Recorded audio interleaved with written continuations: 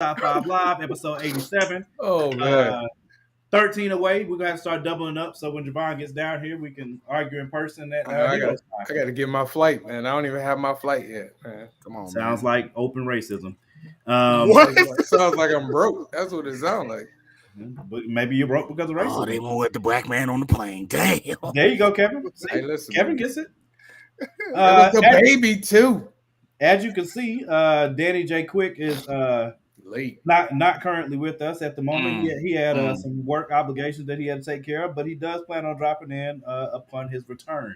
That being said, we have my good brother, creator of Afro Avenger. And go ahead and drop that link already, bro. Go ahead and put the link out there, Kevin, for him. Go ahead and do it. If you want your book shipped directly to you to the right address, you can go Correct. to www.afroavenger.com where we got your address on hand and we're going to ship it directly to you. I'm going to be finding it nowhere. Issue 11 drops this Saturday. There you go. And we are back. I'm back on the Top 5 Live. Two black dudes. Talking like this is like two black dudes with glasses and Morgan. That's right. Let's get it. You stop talking And like this I is also slow have jam glasses. time. And I also have glasses. I just chose not to wear them tonight. But I do own some. I want to see that. Yeah, listen. Oh, I'll go get them. Nah, don't do that. Don't do that to yourself. Don't do that to your image. Hey, Kevin, I bet with your repeat customers, you ain't got to ask them for the address again. I bet you got them on file. Yes, I do. Well, okay. Well, since we're going there,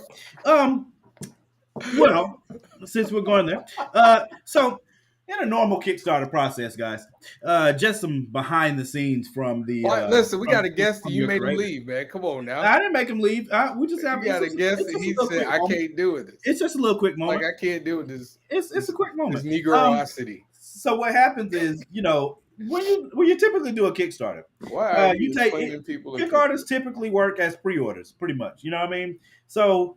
Once you're going through this Kickstarter process, at the end of it, when you're getting ready you send out a survey saying, hey, customers, thank you so much for your support. Where would you like your items shipped? Whether it's a digital file, is there a specific email that you'd like me to send it to? Or if it's a physical item, then we'll just ship the physical item out to you, right? And in order for me to ship the physical item out to you, then I would obviously need your address in order to be able to send it, which is why you send out a survey. So you send out a survey at the end of the Kickstarter saying, hey, guys, I don't know where you live to deliver your product, but if you let me know where you live to deliver your product, I will gladly ship it to you. So there's a process that we can send out updates on Kickstarter, and I use this process quite a few times, actually, and this actually keeps a record.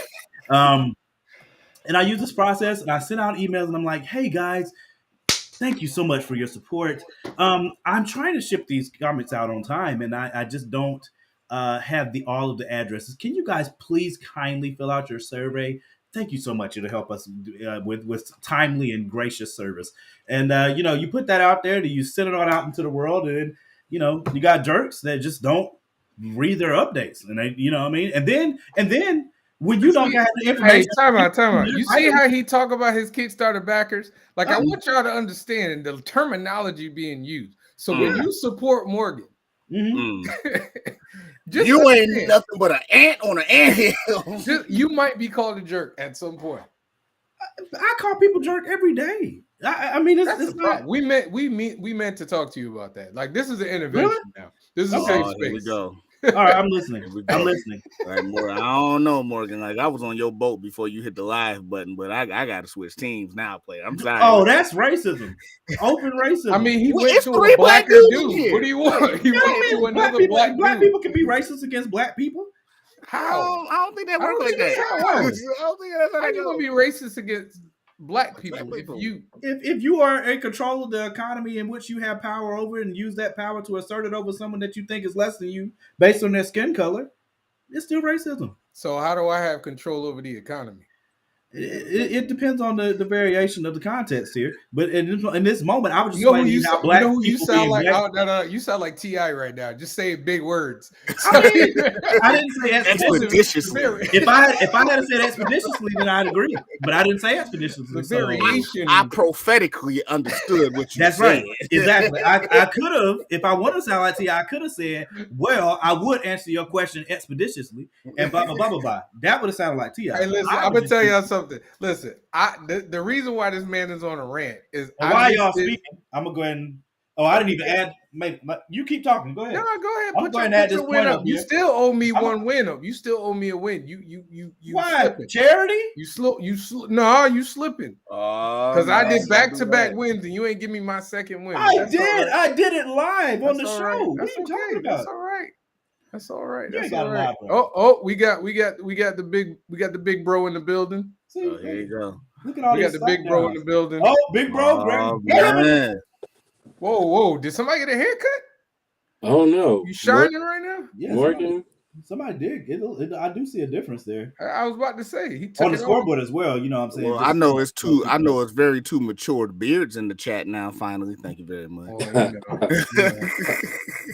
I mean, it happens. You know, I'm getting there. Yeah, it's not quickly. I'm not. I pull the hairs out quite frequently. I got like 3 of them. You know what I'm saying? Like you already know. Did you just say live on that you pull the grays out of your beard? Yeah.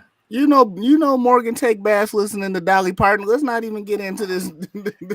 I do. Let's not even get into Morgan this. Morgan uses bath bombs real frequently. Just how did y'all know that? Morgan be 2 a.m. working 9 to 5. You be using tea light candles, man. Come on. Yes. What's wrong with bath bombs? I literally had some lumberjacks made, so. Man, that'll actually be out on on the next Kickstarter. Actually, you know it's a good bath when you turn the water off with your big toe. That's what Morgan be doing. Yeah, absolutely. Sometimes it depends on the angle. Sometimes you do it with your pinky toe.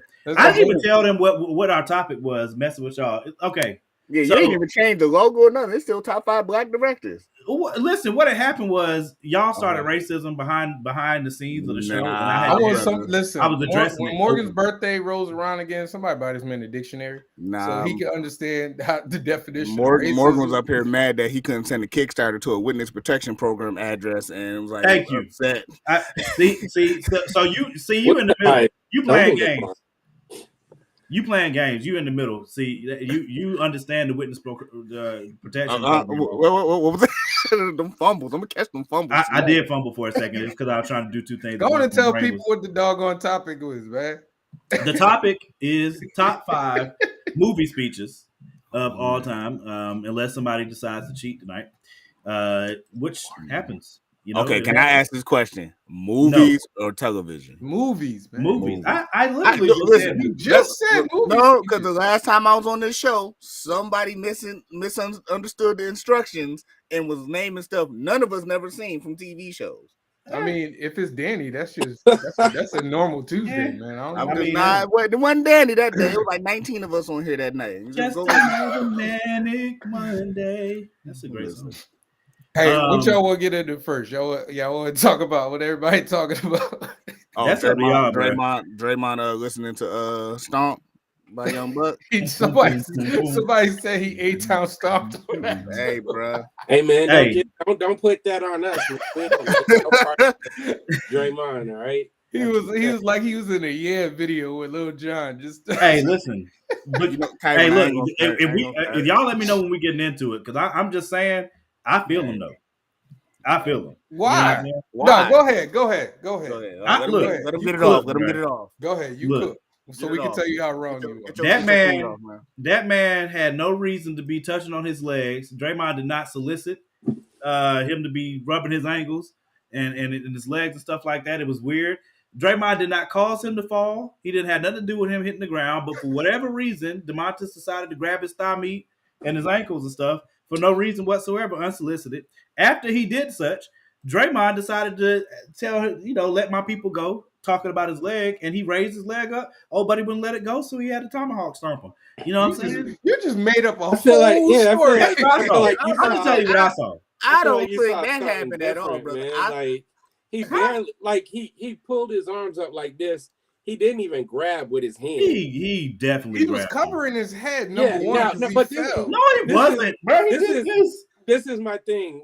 If you're on the ground and you're in a scrum, and you got this maniac who's willing to get kicked out of finals games to kick people in the nuts, like you're not gonna guard your head. Like that's the first thing I'm gonna do is protect my head because this dude is a maniac. He's dirty. He take any shot he can get. He's a glorified football player. Can I say something? Go ahead, Javon, because I'm gonna get mine. The funny part is people acted like number one. People acted like this man had him in the ankle lock, like Kurt Angle. Like it looks like an ankle lock. No, he did. You saw how much space he had between his arms and his leg. Draymond, if he didn't, what was his reason for touching that man? Why we just told you, man. We just told you. The man is psycho. Listen, man, let me pull it up. And then not only that, like he looked down at him. He looked down at him because he was holding his leg. Time out. Okay, and so then all you gotta do is like stand still for a second, and then point. He could have pointed at him. He literally just like the other day where he was giving Sabonis a lap dance. He refused to give up. Get up. All he was doing was it was a lap dance. The point is, look, like it's the same thing. Dog, you could have sat there. Morgan, Draymond stomped that man like he owed him a pack of cigarettes with a lotto ticket. There's no he coming does. back from that, bruh. For all you know, he does, sir. Hey, don't know. Let me ask you a question. If Draymond had if Sabonis had grabbed Draymond's arm, should Draymond have punched him? It depends on what he grabbed him for. No. In the midst of a basketball game, right? No. Like your response. Go ahead. I want you before you started. Look at how much space is between his arms and Draymond's leg. Just look. I disagree. Go ahead, play it. Go ahead, play it. Oh, I am gonna play it. Y'all want y'all to see the narrative that Morgan made in his head. Monk puts it up. Morgan believed that BS press conference. He's holding it, bro. I know you saw him hold his leg, bro. Look at the we trust him Morgan with his 8-bit internet. Man, he saw the mess out of him for no reason. Talking about you seen it, When you turn your Wi-Fi up or something. Yeah, connect it to the hard drive, man. Double dribble. Time out. Man, hold on. Let me take all the panels down because y'all just gonna sit here and lie like that. Like y'all ain't seen this screen. Bulls versus Blazers. Oh my God. Nah, he watch it on AIM, Kyron. He don't watch this look like an Atari NBA. Y'all remember when how are y'all not seeing it clear? If y'all not seeing it clear, it's not me, it's you. This look like screenshots, man. I'm directly plugged into the modem. So that right there. All right, there you go again. How many times y'all want to see it? I would like to see it once instead of seeing multiple screenshots. Oh, you know what, bro? You know what? I know how to fix this. I'm gonna stop screen sharing and you screen share it. Fast internet. You do. No, I'm not. It's not my job to defend. Listen, we all agree. You're the one that got to defend yourself. If you don't YouTube this and put it up on fast internet, you the one over there with the freaking the fastest internet in the world. Everybody on this chat right now has seen that at least a good 15 times. We showing the people that didn't see it. Who? And they still couldn't see it with the internet, Morgan. Golly. Then you fast internet having people. You fast internet having people. No, you fast internet having people put it up then. I know. You just said you.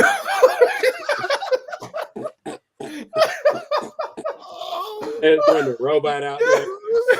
Somebody call A-Slade to help Morgan. Yeah, we just watched a motion comic book. That's what we watched. What's good, Sean? Hey, listen. We got somebody that's got really fast internet on here. Apparently, we got 3 other people that got really fast internet. Let me try. It's okay, Morgan, man. Sabonis, grab some air and just, wonder why he got stomped. That guy grabbed his leg, bro. Okay, but did he twist his leg or anything? Not Clay Mason's, Justin. No, he didn't. No, he didn't. So he did. All right. So he didn't twist his leg. He grabbed it for no reason. Okay. And Draymond couldn't get loose of his leg. Hold on. No. I didn't say he was right to do it. I didn't say he was right to do it. So why would he? I said I understand why he did it. I didn't say he was right to do it. So you understand? You got the mind of a crazy man, is what you said. If I'm in the middle of a game and I feel like somebody's purposely grabbing my leg to keep me from bringing it down, I'm going to do something to dislodge them from my leg. So we just found out what Morgan be doing at the YMCA. Well, first off, Sabonis was acting. That dude did not. Yeah, he was. Yeah, he was acting. They was When you get Everybody who stomped, say that, I want to see Like them that. just lay down. When I see you, lay down. Let me stomp on your chest. As long as I can respond. No, he- no. he No, act it out. definitely was acting a little bit, but He was even if in the you NBA, still you're got trained stepped on the to do chest. like when Bruh, somebody does that something was flagrant, BS. Again, everybody who says that, let me stomp was step real. on your chest. Listen, No, bro. I'm not saying the stomp wasn't. Draymond did it on purpose. Okay, I didn't say he We did. all know that. I didn't say he should have done it. He did. Right. But what I'm saying is, if I'm Draymond and I'm getting annoyed because Draymond said it happened in the game before, and he said he was annoyed and they weren't calling it, they were just Yeah, watching. but like all the dirty stuff. This is my problem. This is one of my problems with the NBA as a whole.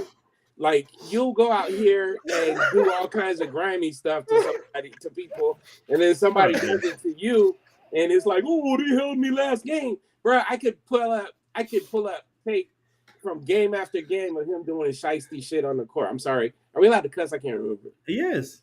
Okay, yeah. He's always doing shiesty shit, pushing people, this is HBO elbowing access. Go ahead, people, go ahead. grabbing, holding people. Like you do this every single game. He was doing Now it in you're that upset when game. somebody does it to you. In that game, dude. He was Okay, doing hold on. Let me ask Morgan this. You know, Captain Pro Black, right? Hmm. If Grayson Allen did that to Draymond, would you be defending the same thing? If the actions were the exact same, yes. Don't forget I'm a Duke fan. But So You know, so he likes I'm gonna this. let you So know wait a that minute. I'm We right. just, we just saw so what he likes supersedes race with Morgan. Like that's what we saw. hey, So he encourages this. So Morgan I like did dirty not players. expect- Morgan okay, like that's what dirty I'm saying. players. That's it. No. Wait, let me Morgan make like myself dirty clear players. before y'all That's start lying on me now. I did not say Draymond should have done it. I didn't say that's what I would have done. And I didn't say You just said that's what you You would have just done. said- I did not say that's what I would have All done. right, What I time out. specifically Y'all said- understand what I go through right now? No, He bro, will say I do. he will say I do. something I and then said I turn under- around no. 2 minutes later and say This is what I- it's All right, wait. What I said is I Everybody understand heard why that, he right? did it. I said I understand why he did it. I said I understand why he did it. I don't know if I would have done the same thing. I don't think so. But I would have dislodged him from my leg. That's what I said. You could have just pulled your leg away. I see, that's what I'm saying. You're talking about me. So me, I I'm probably saying would have done any that. reasonable human Aggressively. being could have just Yeah, like pulled, you could like that happens on the football Hey, field 65 times That's football though. every game. No, I know.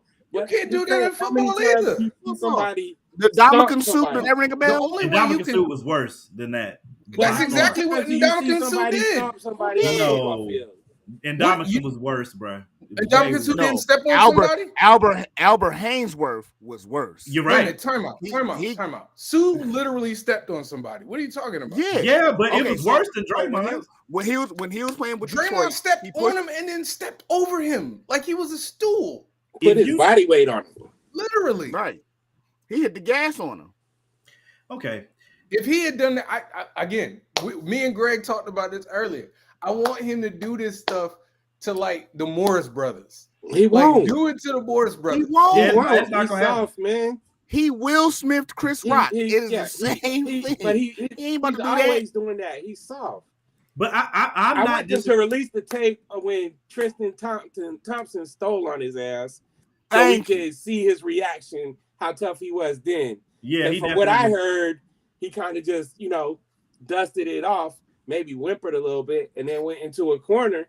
And then next thing you know, he signed with Danny's favorite player of all time. There go Danny J. Quick.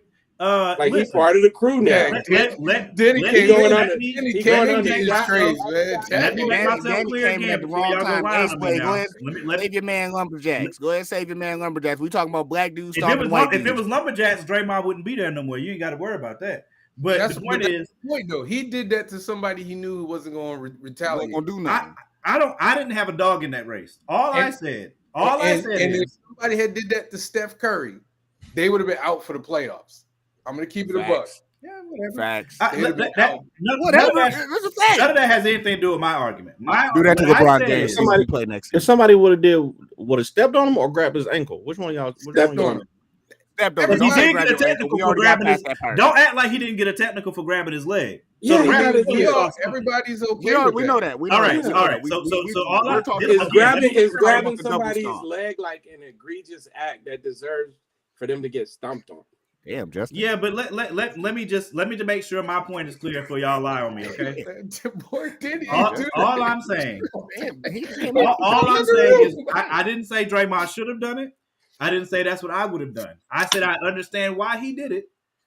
Because I do. I understand why he did it. I don't think he should have done it, but I understand why he did it. Because Sabonis to me should have grabbed his leg. He had no business.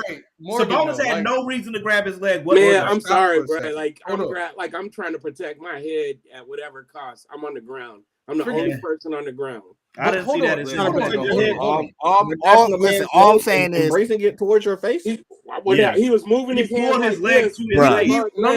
Hold on. He didn't reach like this. He rolled guys. He rolled over and did like this, and this dude just happened to be there. And he probably grabbed it on purpose. That's all. He just happened to be there. Draymond was standing there minding his business the whole time. No, forget. Listen to me. Now we would be able to see this if we weren't watching stills from your. Well, video.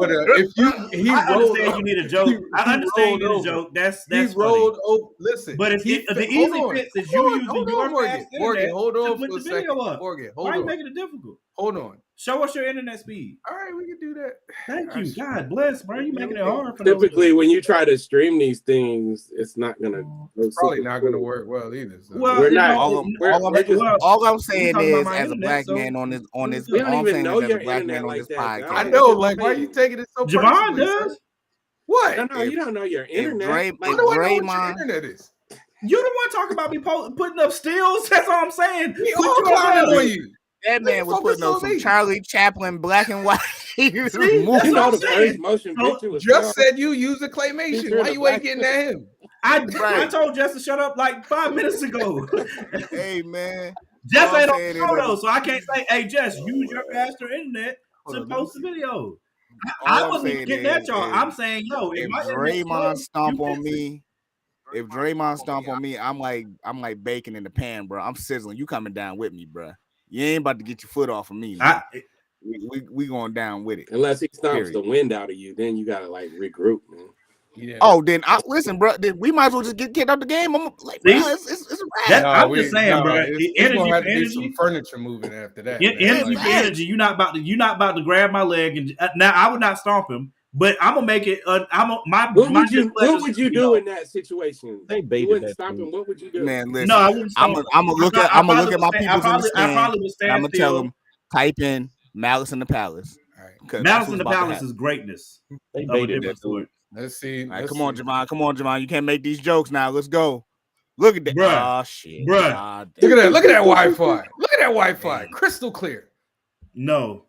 Look how long. Look how. He didn't. I see individual pixels right now. Yeah, that's what yours. That's your internet. That's again. The joke is your internet. The same. Time out. The joke is your internet is bad. I saw Adam Sandler from Pixels up in there, Javon. I'm just trying to tell you, bro. Looks the exact same to me. Nah, okay, wait a minute. This is moving a little bit faster. It's not right here. It looks like Madden. Damn. Madden glitches. And then he sprung off. Right, and he sprung off of him. Yeah, but when he sprung off, I think he was taking his weight off of him. How you take your weight off somebody? Nah, bro. We all seen above the rim. You got to go to the bag. Morgan needs to work. We need to give Morgan a book on gravity. And nah, listen. My entire point is if I was in Draymond's Carolinians ain't got good internet. If I was in Draymond's shoes, I would not have handled it the way that he did. But I understand why he was upset. I would have handled it differently, but I understand. Was he really upset? Why are you upset? I mean, he had to be upset to stomp the man, right? No. He's a hoe. Oh, okay. Right. Like he's a bully. Bullies look for reasons to bully people. I don't disagree with that. Jordan at practice, like this is him.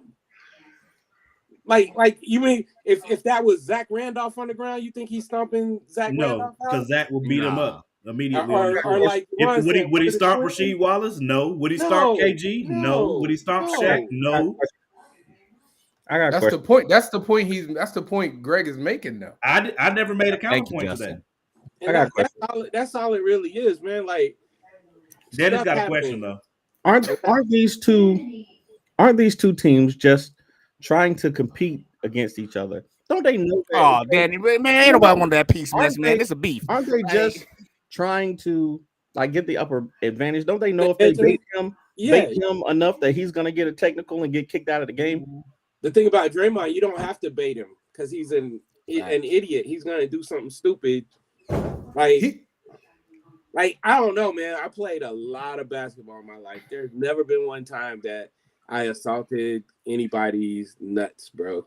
Not one time. Not one time. I feel you on that. I may have accidentally, I'm not a fan of Draymond, somebody. by the way. I want to make that clear. But as far as like purposely, I'm gonna hit this dude in his ball. Never. It's a special breed. Chris Paul, like them dudes, they're a special breed. Look, my issue with Draymond is like I feel like Draymond has realized I have a reputation, so I could just do this stuff, and they ain't gonna call foul on me the whole game. Like it's got to be a certain ref that's gonna take him out.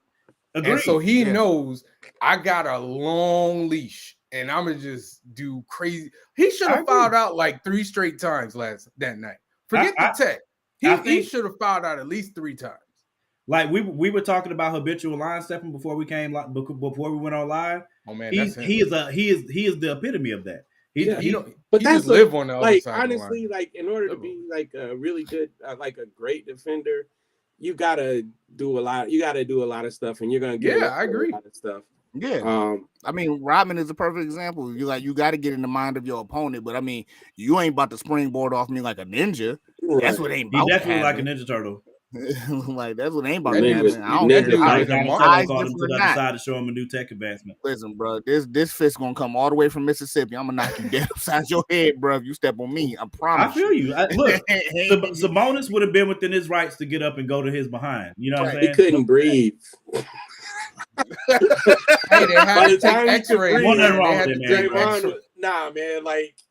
Seriously, that's one wrong with that guy, bro. About 250. No, I wouldn't say there was nothing wrong, but he did play it up. He was capping very, very hard, bro. I mean, you're supposed to. I'm talking about lids. I'm talking about lids in the 2000s capping. But when I see Morgan at Heroes Con, I want more. We're gonna reenact it, and then all this talk.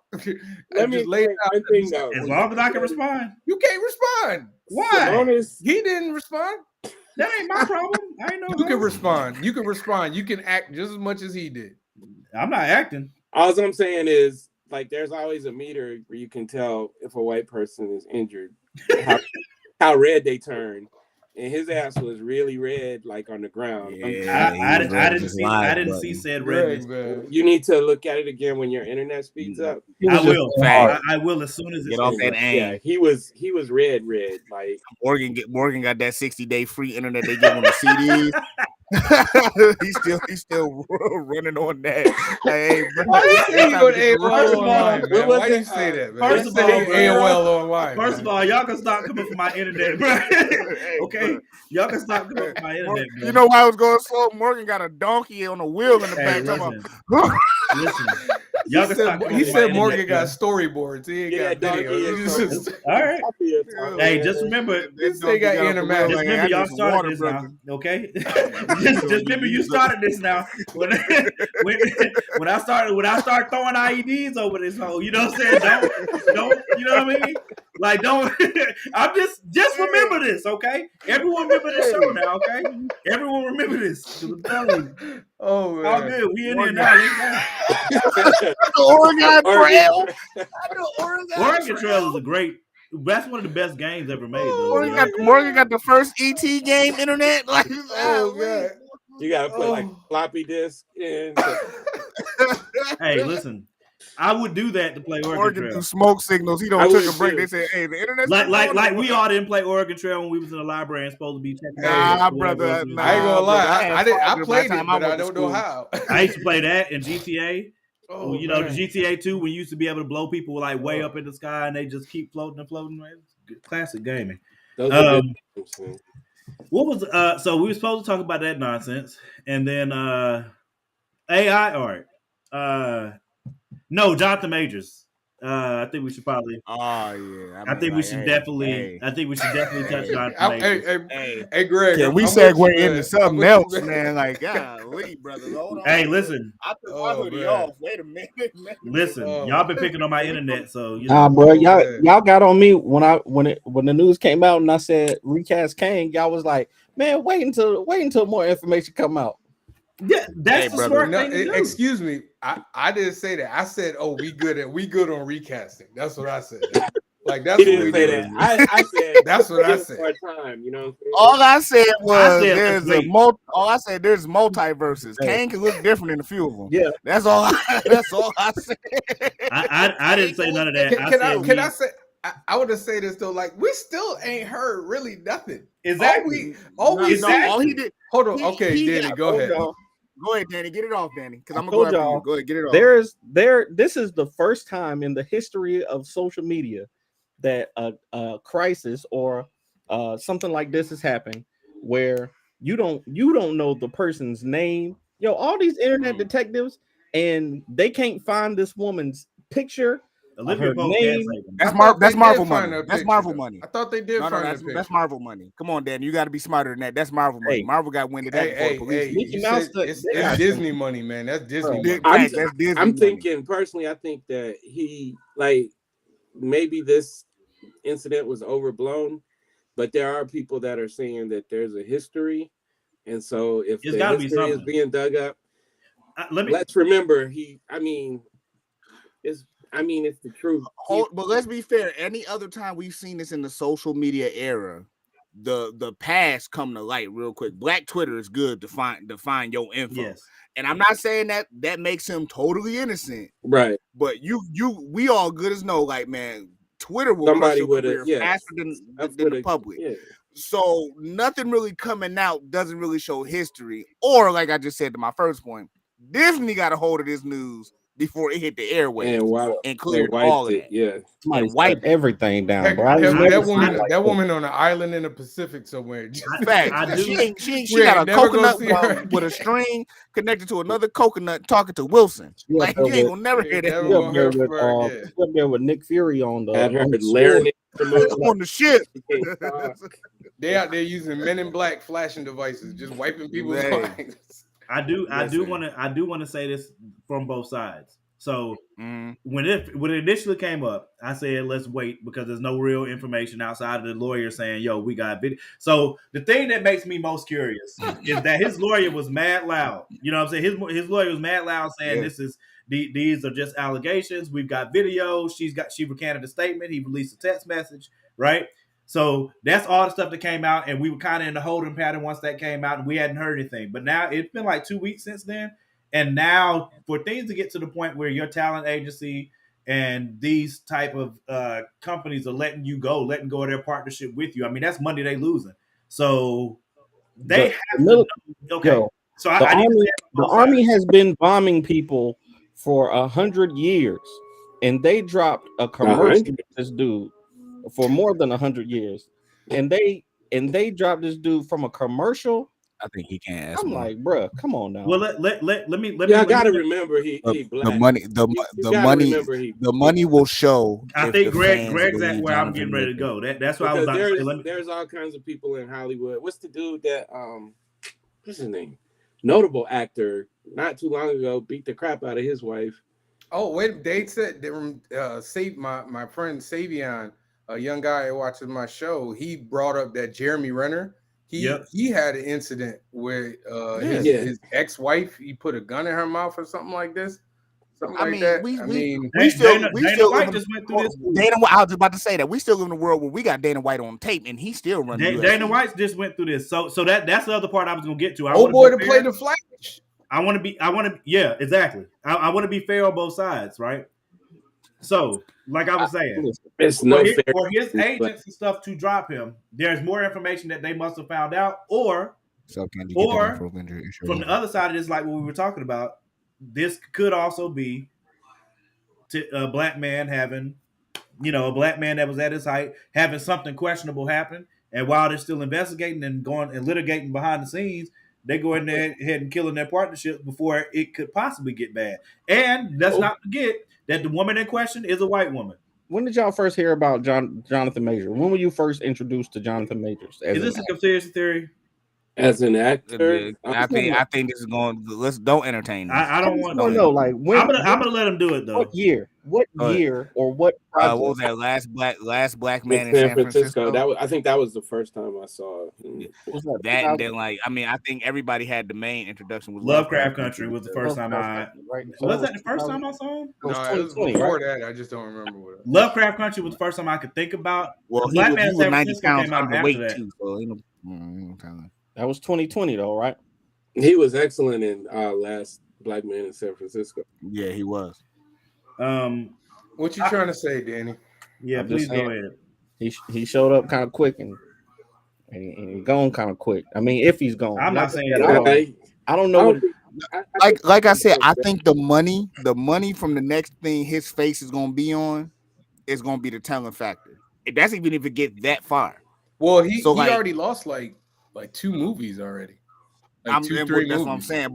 But we talking about the MCU, the end all or be all of you know what I'm saying, of Topple Gang. But it's like if I'm not being Topple, if the money from Marvel start getting low because of him, he gone. Oh no, that ain't happening. But so one of the things I've been thinking, did he drop them or did he drop them? Because the people that put out that text, that didn't help at all.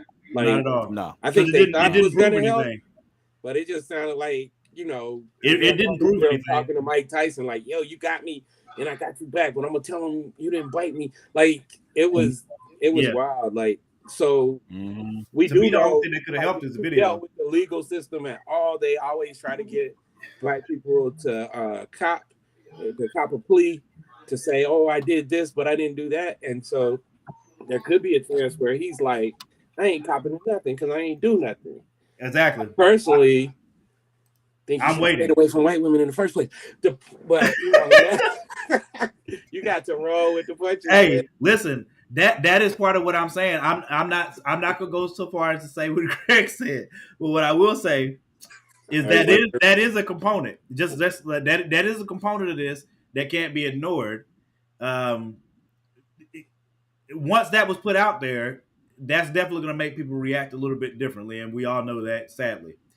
Don made a good point. Ezra Miller out here kidnapping people, assaulting people in public.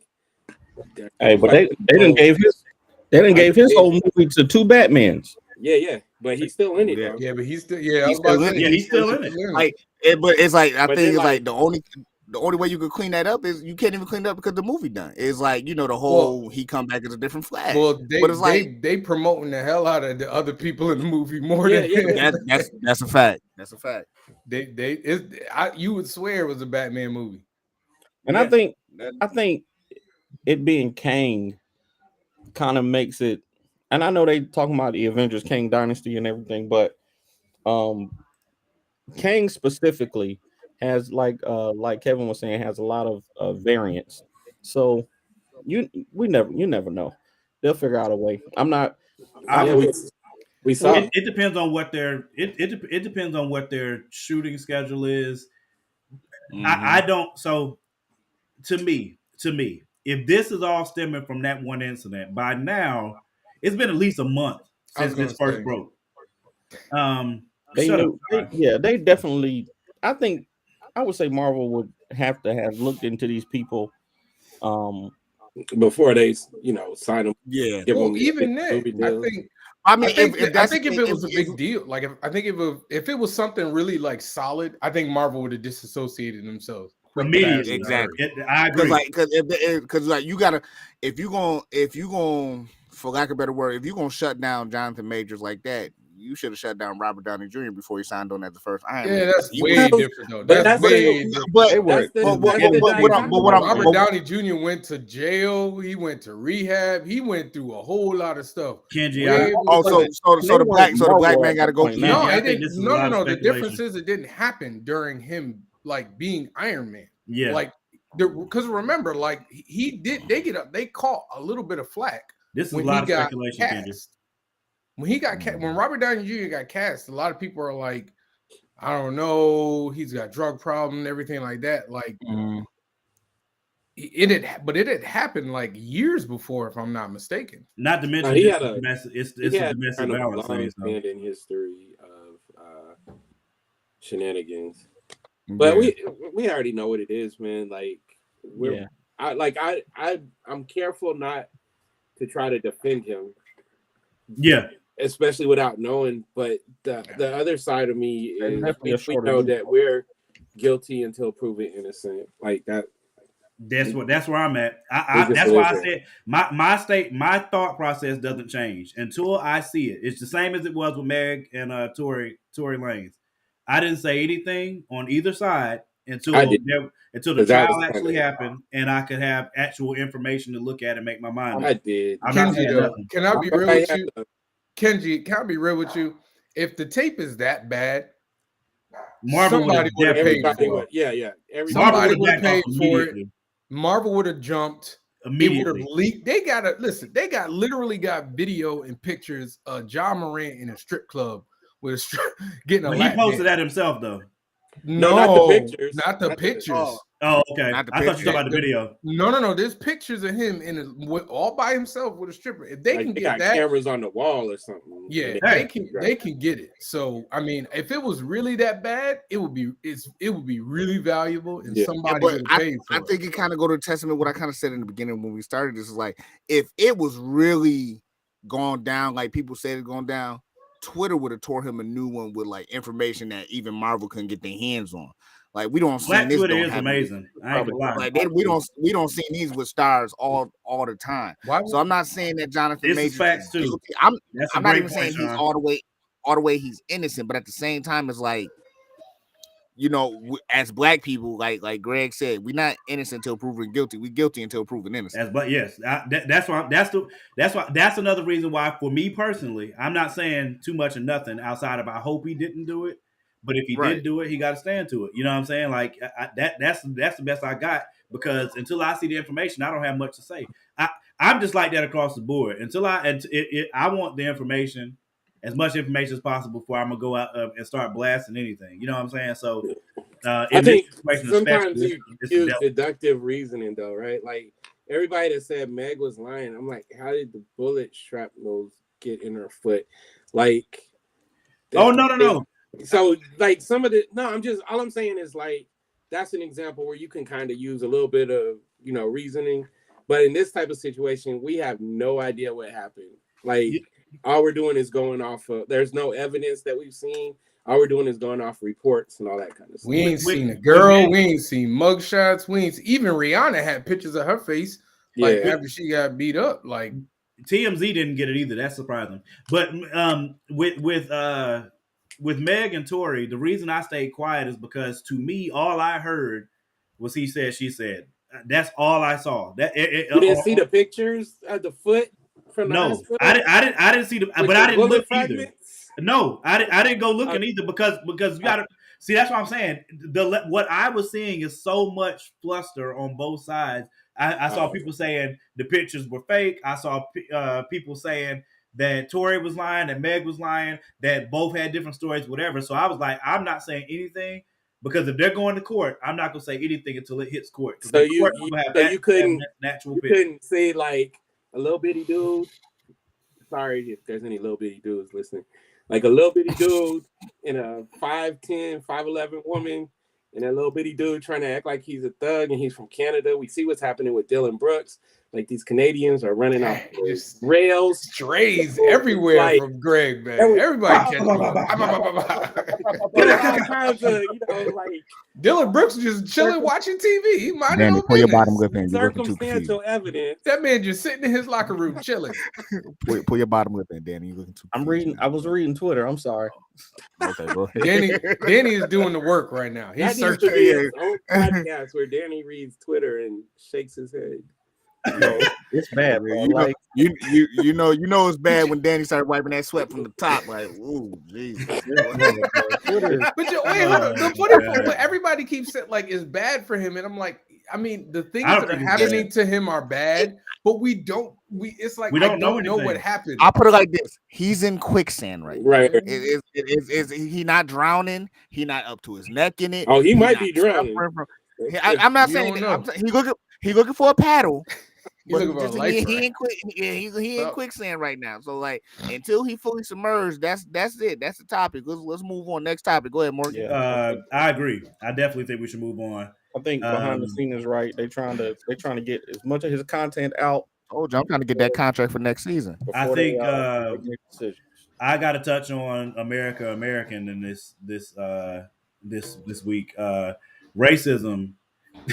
For whatever reason, I mean, it's always here for those of us who are black, but this week people showing their behinds because, like, I don't know if y'all have seen some of these stories, but what were you about to say, Javon? I said this week. Yeah, I know. Did America ever stop? But that's for us. Water is wet at this point. That's for us though. Eric, there's no way. Skeletor? There's no way. Skeletor. There's no way. There's no way. There's no way. There ain't much in that movie that could be on any top 5. Not on mine. Top 5 worst. I can understand it being on somebody's, just not mine. We putting that in the same category as Super Mario Brothers starring John Leguizamo. Let's get out of here with that mess, please. Richard, yo, he got mad that they didn't ask him to be in the movie and in the car. Like, dog, did you see the first one you did? They don't want nothing to do with that, bro. Sean, that was what I was about to get to because that's one of the things. Like the kid, Richard Y'all. First off, for those who were following the post on my page, I was updating as I saw stuff. So thankfully he's home. 16-year-old kid. For those, I'm sure y'all heard it. 16-year-old kid. Parents asked him to go pick his siblings up.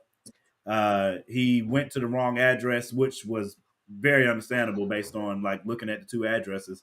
Very understandable. Went to the wrong address. Dude didn't even. Well, his aunt said that the guy said something to him, but that's still in dispute. The point is, what we know that's not in dispute is that he shot the kid, a 16-year-old kid, through his glass door twice, for showing up at the wrong house. That was one case. I was infuriated. I'm very thankful though that he's back home, because if he's back home, that means I'm hoping that it was a graze, you know what I'm saying, of some sort. Like we're not looking at brain damage or like lifetime, you know what I'm saying, injuries that he's gonna have to deal with. And so I'm very happy to hear that he's at home recovering and he's not dead, because you know it could have easily been that, because dude did shoot him in the head. The other case, I don't know if y'all saw that sheriff that got caught on somebody recorded him. Yeah, through a glass door. Somebody recorded this sheriff in I think it was Oklahoma. I posted it on my page, but he was talking about how if it was like in the old days where you could take a black dude and whip his ass and throw him in the cell, or take him down the Mud Creek and hang him from a rope, all on tape. and he ended the video saying. He ended the audio saying, yeah, but they got more rights than we do. And I'm like, bro, you just talked about being able to freely lynch people.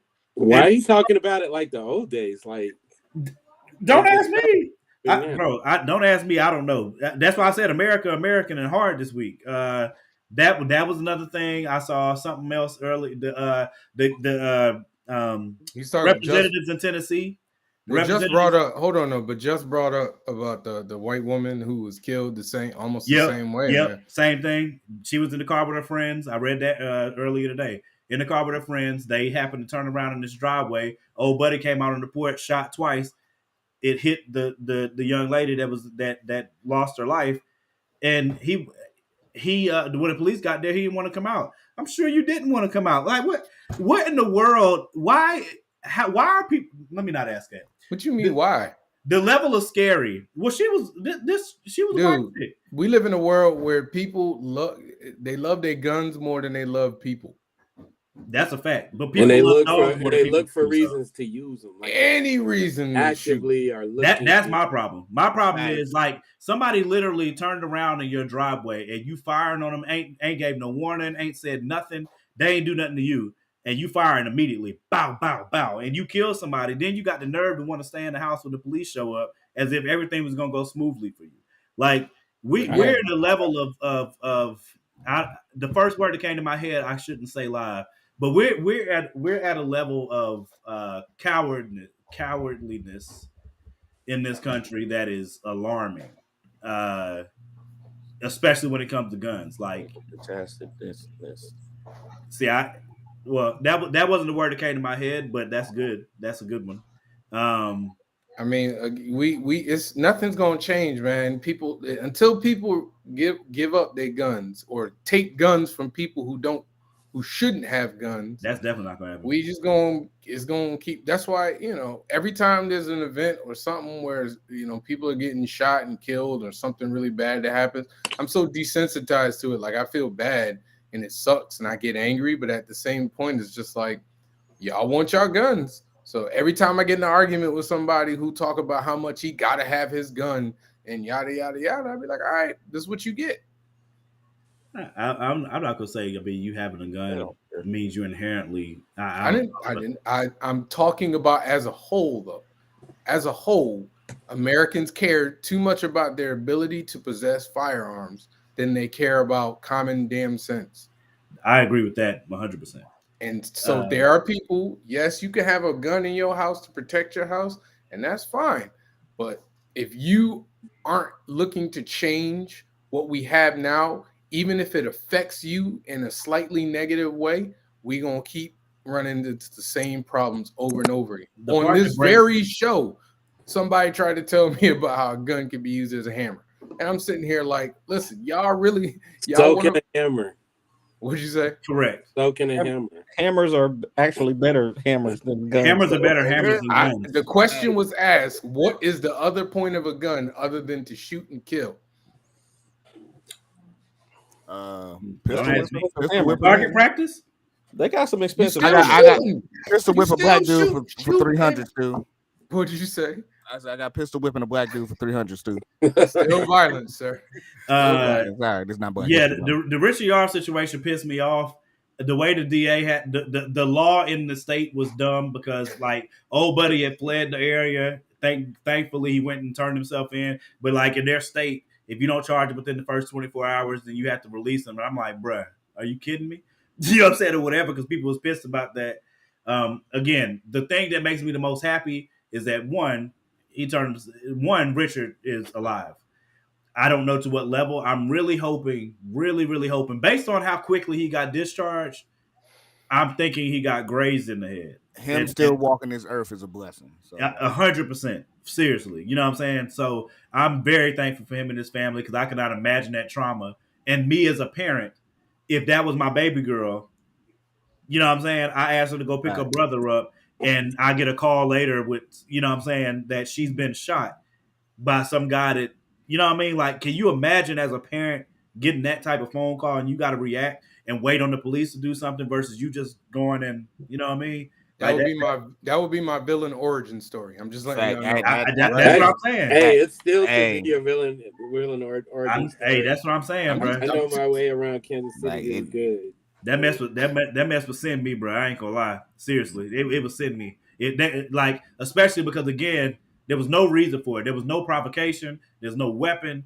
You see the dude, right? You see the shooter. Yeah. 84 years old, bro. Man, I don't give a Both of them was 84 though. 30 Both years. of them was 80. No, the other one was 60 something. Yeah, the other was 60 something. 30 years ago, he was toting across in the fields, burning. He probably still toting across. Yeah, he probably still toting across right now. You know what really is, on top of that. So if they were even remotely in the same neighborhood, the people that they were looking for live right there next to them. It's dangerous out here, That's bro. a fact, Eric. I say that all the time. I'm not interrupting you, Jamie. I'm just saying, you never know. That's why, I like to get to know my neighbors. Some people I get along with around here. Some people I don't. But I at least like them to know who I am, and I want to know who they are. Yeah, Jess, that's a good. I'm glad you said that. That was another part that pissed me off. He got shot. He was He was leaking, and he went to 3 different houses. Yeah, and they wouldn't help him. Mm-hmm. It's making me wonder, what part. I need to look up addresses. What part, because it's a lot of Black people that live in Kansas City, and he had to be in a place, in a spot where there wasn't that many black people because that would have ended differently. It's crazy because I didn't have the same incident, but when I was in my 20s, I was driving back from somewhere and my car died. I agree with this, Sean. Lock him up forever. If I was driving I'll pass out first, and my battery died, and I had to like go knock at people's doors to like get in a predominantly white neighborhood, and I had to knock on people's doors to get a jump. And when I heard the story, I was like, "Yo, that literally could have been me." Right. I wouldn't even. I would just call AAA. Yeah, some. It's I ain't like had AAA at the time, man. I mean, like when you've been black, like you kind of like, man, like there's some things like I hate to even like put it like that. Like if I'm in a situation like Javon just playing, like, brother, I'm taking that troop to I see some dudes roll some dice or something. I'm like, hey, yo, can y'all come over here to 15th Street and give me a jump? Like, nah, I got some. That was the best place I could get it. God was with me that night. That's definitely. 100%. That's people. I want to touch on what was the other thing? Well, AI art. I know we'll be in that long, bro. You want to do the list? The co-founder of Cash App got murdered. They found the dude that killed him, though. Yeah, they did find him. Which is suspicious because it's like he was there visiting somebody, but they was out together. He was giving them a ride at like 2 a.m, and supposedly the dude Bobby Lee, whatever, I think his name Bobby Lee. Excuse me if I'm wrong. Got out the car, and then dude got out the car after him and shanked him up. And now people trying to make it sound like it's a lover's quarrel because it's like, how you just that mad that you got to shank somebody up? And it's like, how many times did he stab him? I can't remember, man. No, because I'm not trying to be funny. Like, no, that's a legitimate question. That's how you can tell. If it was more than 3, yeah, that's a crime of passion. But that's how you can tell, like, if it's a passion. Because I don't know if you got. Hopefully nobody's ever stabbed anybody. I haven't stabbed anybody, but I have been present. I'm wondering now for a few stabbings. A few? Jesus Christ! This man didn't say one. He said I'm just being honest. I'm gonna need you to check the company that you hang out with. Right. Go ahead, brother. Make sure that time expired for you tell this story.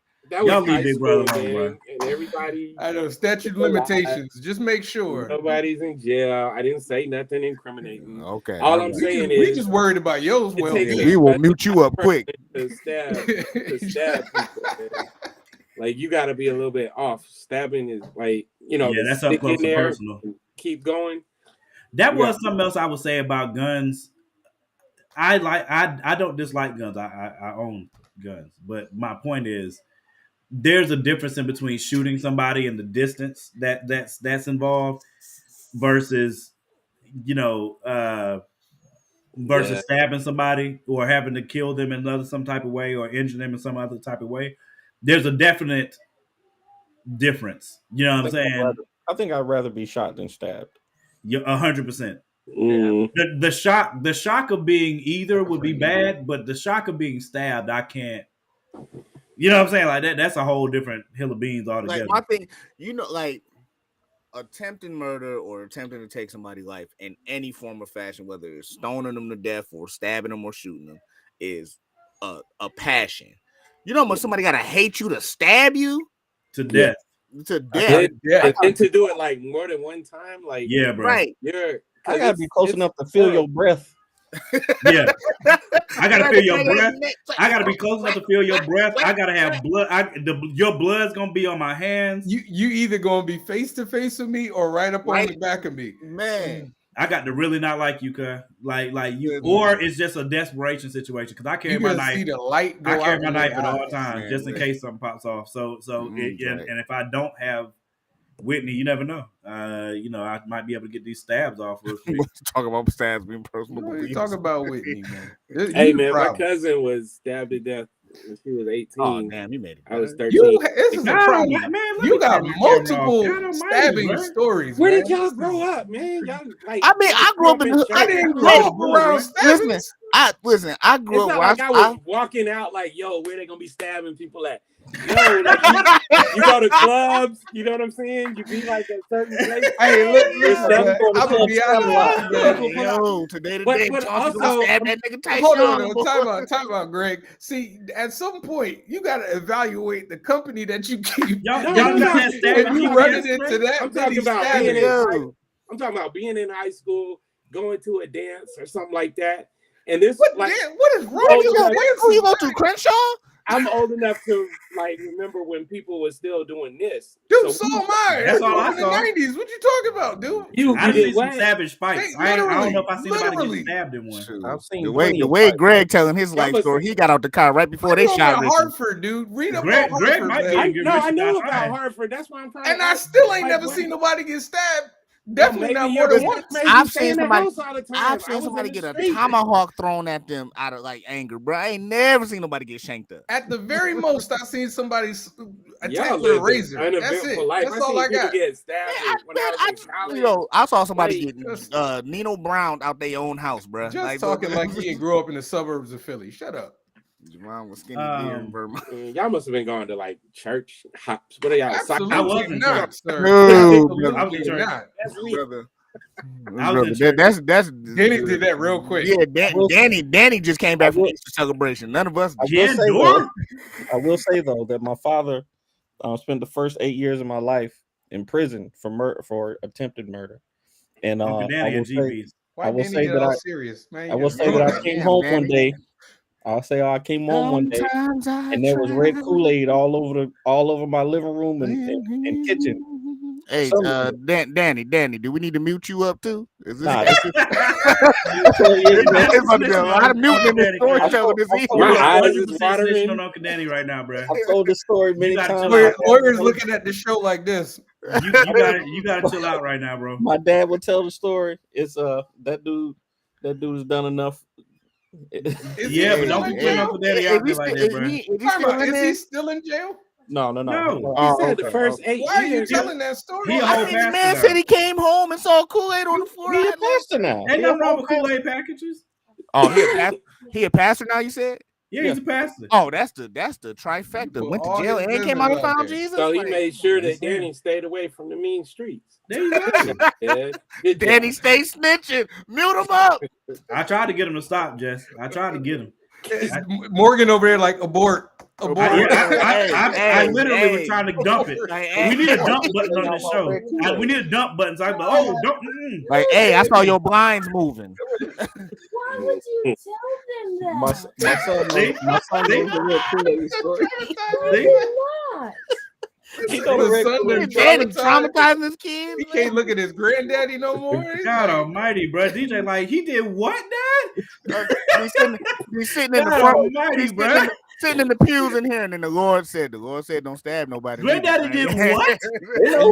you know kids that got no filter, he gonna stand up right in church. Man, DJ, you might have had DJ not drinking Kool-Aid for the rest of his life now. They asked him. They straight up asked him. Kool-Aid is delicious. The sugarcoat nothing for my kids. They know their granddad was a whole gangster and a half. A whole thug. Oh my God. Don't tell me he got the swole picture, you know what I'm saying, with his chest out in prison. You know what I mean? Like he doing back now. He got the crouching with the peace sign. I'm pretty sure I actually have seen that picture, actually. Yeah. I have seen that picture, actually. Yes. He definitely does have that picture. Boy, them 80s prison pictures can tell a story, boy. Hey, time out, real quick. So before we get to the list, there was this thing on Twitter, they were talking about if you think you could beat up your dad at 25 when you were at 25. Oh, my pops. Let me tell you something. Me at 25 versus my dad at 25. I'm gonna say something right now. I was raised by my grandfather. My granddaddy grew up in the black and white South. I'm talking about Rayford. Yeah, Rayford, 1947 born. That man can rip a lug nut off with his bare hands. Ain't no way in the hell I was gonna fight that man. Greg, you quiet, man. And even my actual fight, I'm 5'9". I had hands, man. I believe in my 25-year-old hands. Nah, bro. I believe your daddy at 25 though? My dad was like, both of us were super athletic, but I got like some inches on him. if I can use my jab. He did teach me how to fight though, so he probably put like a lock code in there that he could use. 100%. He know exactly what you about to do. Just to give y'all a picture. My granddad. I'm not fighting my daddy. I'm not fighting my daddy because my daddy is not violent, and he's not gonna waste time doing anything with me. Yeah, she won't fire. He's not gonna waste time throwing hands with me. First, I went down to go visit my dad 2 years ago. Went to his favorite pub. I'm just getting in the truck. As soon as I sat in the truck, he said, "Hey, there's a gun right there in the glove compartment. There's another one right there. Blah blah blah blah blah." And I'm like, "Are we getting ready to do a drive? Yeah. What's going on there?" He was like, "No, I'm just telling you so in case something happens, you know where it is." I'm like, my dad was like 6'2". My dad was like 6'2", 6'3". I'm 5'10". I already know how that's going down. Listen, that's right. I don't mean nothing. My daddy, my daddy, he got length. He was bigger than me. You better step inside that tent, cuz. Nah, bro. My father was built like 1999 Reggie White. Like, we grew up in the 80s. We grew up in the 80s, man. These dudes grew up in the 60s, in the 70s, in the 50s. Right. I saw that. That's a whole different world, man. My dad's just gonna shoot me. He ain't gonna be no fight. At 25, I had just gotten back from Iraq. I was probably in the best shape of my life. I hope you ain't trying to do Uncle Danny, bro. Been through the worst stuff. We already heard about your dad. Been through I hope you didn't try your father. But no, yeah, when my dad at 25, my dad had just got out of prison.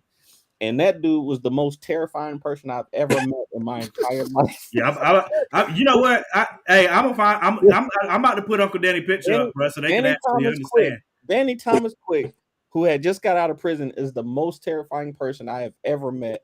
And I would never fight that dude ever.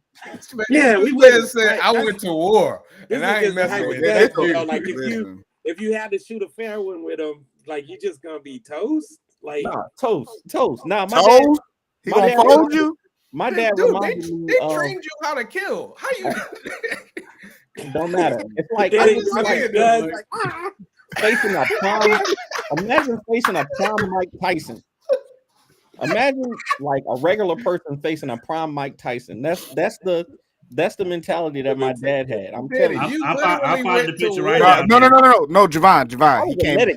Javon, see, you got me. I'm gonna get you, sucker. He said I was trained for combat. They shooting.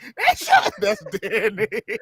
I was a medic. I was a medic. I was trained to heal people, not kill people. You was Hacksaw Ridge. You was Hacksaw Ridge, Danny. Hey. Daddy's like, I don't. Hey, your dad ain't gonna be mad if I share his picture, right? Nah, go ahead. You can this put man is a pastor. We talking about him. I don't know if I would do it. I'm just saying. I'm not. No, Uncle Danny a G, bro. Yeah. There go young Danny right there. Nah, look, Danny was young Danny in the picture. Yeah, Danny, you might get it. Y'all see young Danny? That's my guy, bro. I love Uncle Danny to death, cuz. Let me tell you. Wait, hold on. You see that look on Danny's face right there? Yeah, Danny. Is that you, Danny? No. Yeah, that's me. That tells me everything I need to know. Is that Marcus? That's Marcus. That's Marcus. Yeah. Which one is Danny?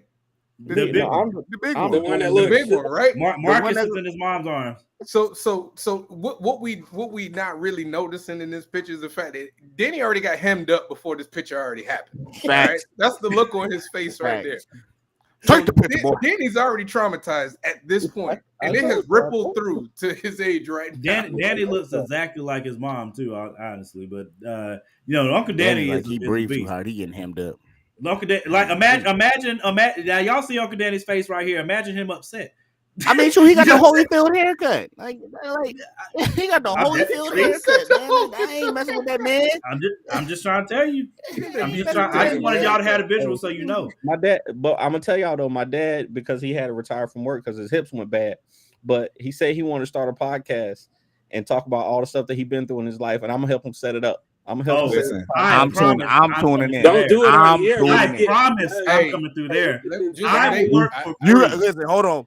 You might want to pre-record that before you just hit a live. I was going to say, please you don't want your daddy just say, yeah, before I was a pastor, I was in prison. I will work. You just want to make sure that there are no unsolved mysteries that involve your dad. All right, we don't need no cold cases coming up. All right? I will work. I will work for free on that. Cigarettes everywhere, didn't you? I work for free on that. That see, this is the evolved Uncle Danny. See, it's look at him. Oh yeah, sure. He got the I'm a bust a nigga head up hat on. Correct. You don't just drop that. You don't just drop that. I'm gonna bust your head, smooth open hat, boy. Yeah, exactly. That's a to the white meat hat. You know what I'm saying? Like my granddaddy had those. But I'm just saying, Uncle Danny's a whole G, bro. That's the type of hat where he give you one too many warnings. I'm gonna tell you again. Now you might want to back up off of me. He is company rocking that fuchsia. So if any man can wear fuchsia like that, that's a dangerous man. I wish you could move these boxes. What's the shoe game looking like with the jeans with the fuchsia shirt on, with the gold watch showing? No, he definitely got. He got to be wearing boots. Oh, he got on the dad flip flop. He got on the He probably got on. He got on the penny grill. loafers. He got on the He got the penny loafers. on the grilling threes. The grilling threes. Yeah, he got on the griller. The griller threes. He said he got them Jesus twos. The grilling threes on. Man. No, I'm saying, bro. I just want y'all to have a visual representation of how. Y'all see that video? I love Danny's dad, bro. We need to go on and do these lists before we get Danny in any more trouble. Right. Ain't no trouble, bro. Uncle Danny. I want Danny. The next family meeting, Danny go end up in the closet. Like it's gonna be Sunday service. See, when you tell your business, the Lord is watching. My dad ain't saying nothing. Yeah, hey, you were close to his voice just now. you were close to his voice now. I'm telling you, that was mad close. With that being said, yeah, let's get to the list before Danny does. Yeah, come on, Danny about to check out. You know he got to get that dinner in and get to bed. Come on now. Hey, before he does get all day, bro. I'm tired too. Come on, let Danny go first. So we're doing the top 5 movie speeches. Cleveland. Here we go. Nick's getting worked. I don't remember. Did I go first last week or not? I don't remember. But I mean, I could go first as a guest. You know what I mean? All right, yeah, go ahead, man. Go ahead. All right, let me get my typing fingers ready. Hold on, yeah, get your Google fingers ready. Yeah, buddy. While you're typing too, Morgan, you be just. The Knicks losing by 20 right now. Word. Don't nobody care. The street. They already did what they needed to do, though. Nah, they can't be lackadaisical like that, though. Nanny, what you pimping? What you? Dun, dun, dun, dun, dun, dun, dun, dun. Wait, you got the joint all dramatic in the back. Papa Danny about to call and be like, "Hey, you know, like, hey, how do you in the window right now? Voice though, bro. You know it's close to bedtime. Danny, what you doing on that computer? No, you going farther away. Uncle Danny. All right, go ahead, man. Go ahead. All right, man. Y'all know me. I'm gonna count it down from 5 to 1 because I'm gonna have the best list smoking on here. Believe that. And why did he put on the radio voice just now? What the? Because I'm practicing, man. I'm practicing. All right, microphone. You trying to play? I'm trying to flex my new mic. You see? Hey, Javon. We can cut all these niggas off right now. Big ass headphones. Hey, bro, don't do me like this, man. I'm telling you, I'm asking. I'm just saying, dude. All right, you can definitely hear us. Listen, okay, all right. I see you in the after show. Number 5, We Are Marshall. The funeral, not the funeral scene, the motivation speech before the big game versus Xavier. We Are Marshall at number 5. All right. Number 4, Rocky Balboa. Take the hits. Number 4, very good speech that's been coming around the circles of the last few years. I mean, if everybody don't know, I know this is technically not a speech. I know this is technically a monologue. I know I'm pulling a Danny. Sorry, Danny. I had to do it before you do. Monologues are a speech. Okay. Jack Nicholson and A Few Good Men when that man was on trial. Few Good Men at number 3. Number 2 and 1. I fought with this. Obviously, Javon texted me like 4 hours ago, so I had to fight with this. But number 2, Inches. Any Given Sunday. The Any Given Sunday speech, Inches. And obviously, I'm not gonna say this is unanimous, but the Independence Day speech gotta be number 1, man. It's I'm not saying it's not a lot. You got my whole list, bro. I might as well do mine next. But I'm surprised you ain't got one. Danny, you ain't got one cartoon on your list? Man. No. I looked for one, but I couldn't find one.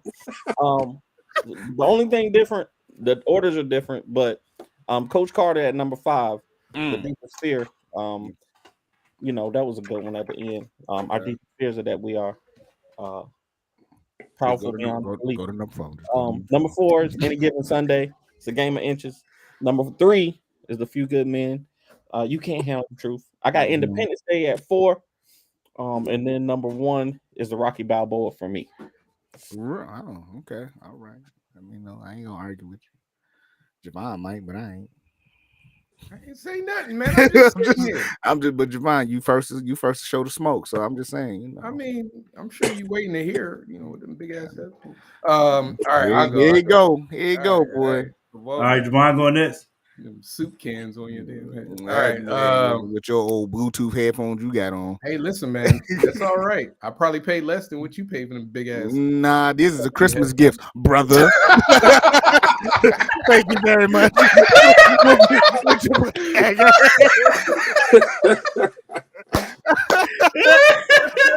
Ain't about to do it like that. Oh man, bro, y'all so stupid, man. Brother. Oh man. All right. Number 5. My list is drastically different from y'all's. I did one of my favorites as opposed to best for number 5. The Pursuit of Happiness, the dream speech, the one that he's talking to his son. Don't let nobody kill your dream. Okay. Number 4, I'm actually shocked y'all don't have this the Braveheart one. They'll never take that almost Mel Gibson. I erased him from. Excellent people, man. We still remember the voicemail. I can't wait to talk about these. What you doing? I can't wait to talk about why we have what we have, bro. All right, number 3, I got the Independence Day, the President's Speech. Oh, number 2, I got Any Given Sunday, the Al Pacino speech, and then number 1. I mean, Rocky Balboa, man. Yeah. That speech was legit. That speech was so good it saved the whole movie. Facts. Really did. You ain't never got. That wasn't a good movie. Facts. That wasn't a good movie. Nah, not at all. Thank God for Creed. Let's just say that. Thank God for Creed. I'm not gonna go there. I want Morgan to get mad tonight. Greg, you want to go next or you want to go last? I don't know. Number 5, brother, man. It's up to you, bro. This one. I'll go next if you want. Go ahead. Go next. All right. So number 5. Me, Gladiator. My name is Maximus Decimus Meridius, father to a murdered son, husband to a murdered wife, and I will have my vengeance. That's a line. I was about to say that's a damn line. That's not a speech. That ain't no speech. Why y'all let Morgan go? Get off the bus, man. Quick and to the point. That's number 5. Ain't no damn speech. Exactly. Which is qualified as a speech. No, it don't. Yes, it does. Look it up. I looked it up. Trust me. Number 4, Training Day. I don't know how y'all don't have King Kong on your list. I don't get it. That's one of the best speeches. Did everything have to be inspirational? No, that's a speech. That is a speech, sir. That's a speech. He shut an entire neighborhood down at once. I agree with you. You be playing basketball in Pelican Bay when I'm finished with you. Okay. I mean, he did it way better than what Morgan just did. But yeah, you're right. My voice escalated. It won't right. Yeah, right. Morgan sounded like he had puberty in the middle of that. I did. It literally just started just now. That was terrible. Number 3. Number 3 for me, The Great Debaters. Time for Justice is Always Now. Every time I watch that, I literally watch that joint. Every time I do, I get tears in my eyes every time. I just want to say that my mom, my sister, and my brother-in-law and my 2 nieces were in that movie. The Great Debaters? Why weren't you in it? Because I didn't live there.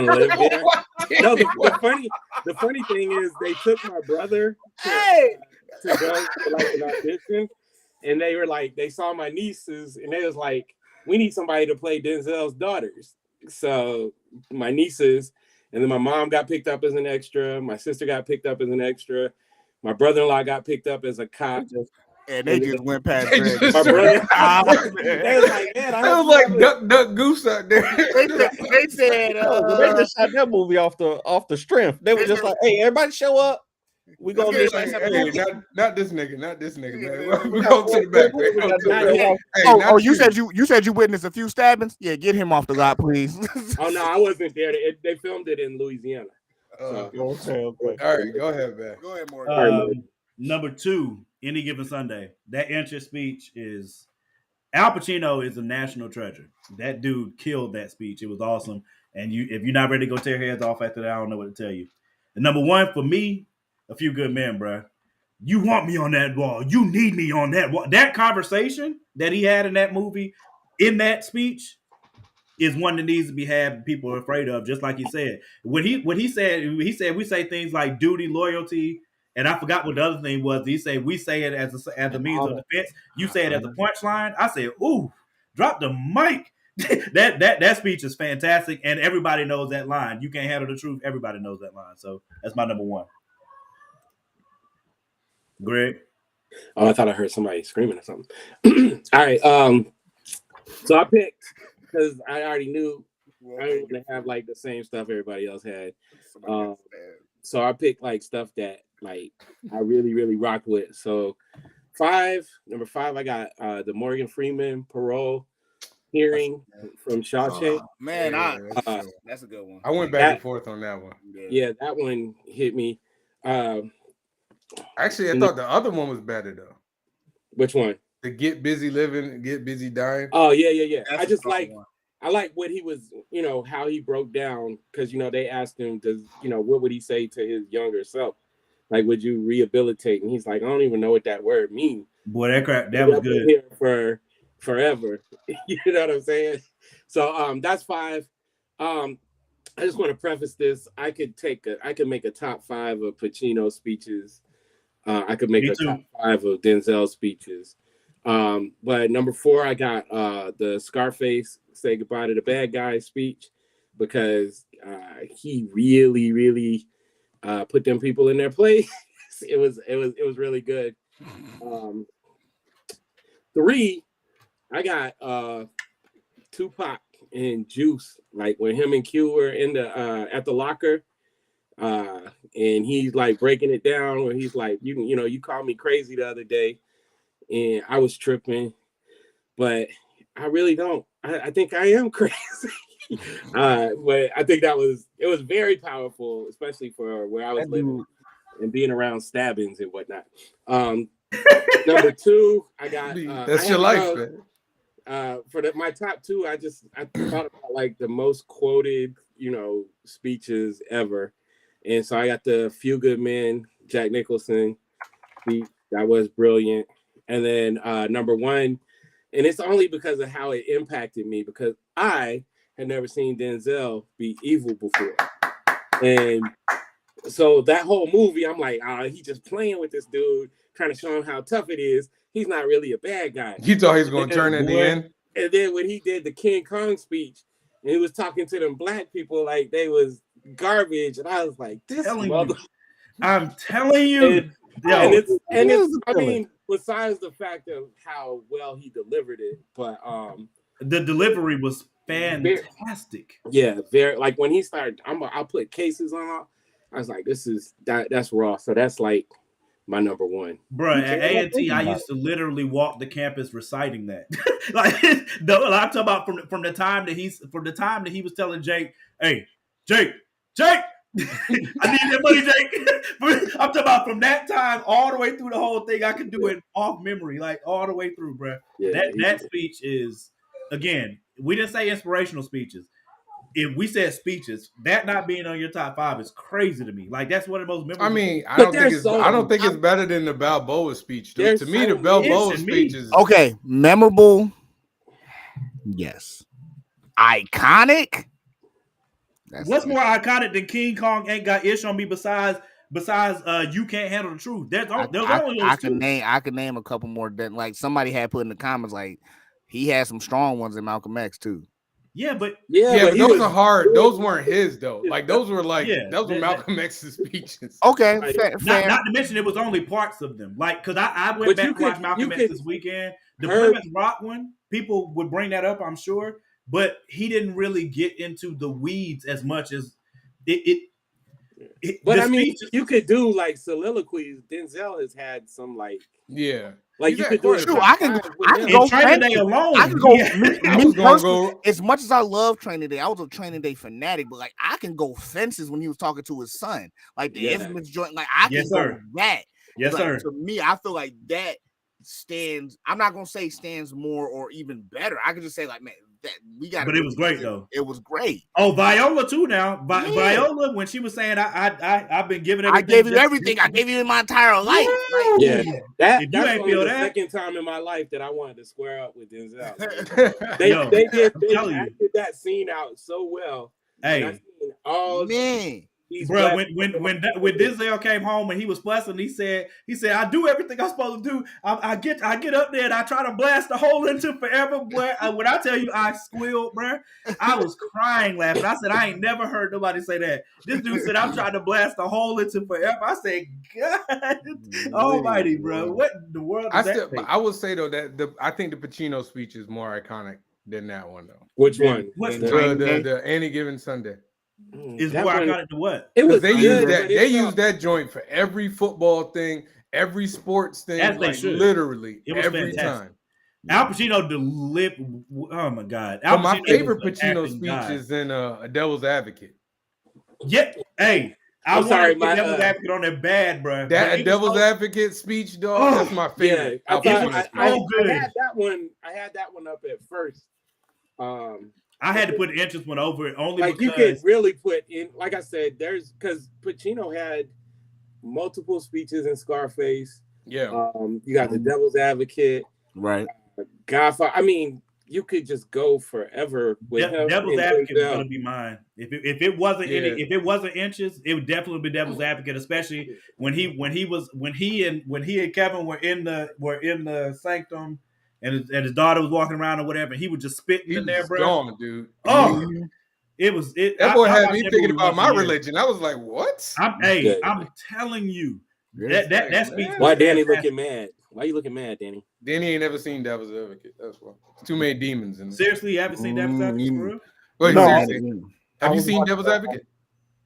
Yeah, I have. I was watching the Training Day speech. Oh, that Training Day. If you ain't never seen Training Day? No, I've seen it. I just I didn't consider it a speech. I mean, but Morgan, that gladiator joint, that's not a speech though. There's an actual speech in the movie that's good.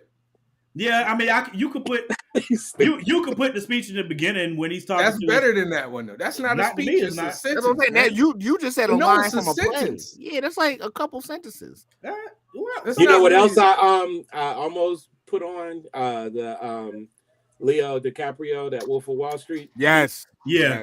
I was battling so bad. Oh man. I wanted to put that one on so bad, yeah. Oh man. The only other one I think I had I did have Denzel, the Plymouth Rock one, but I didn't.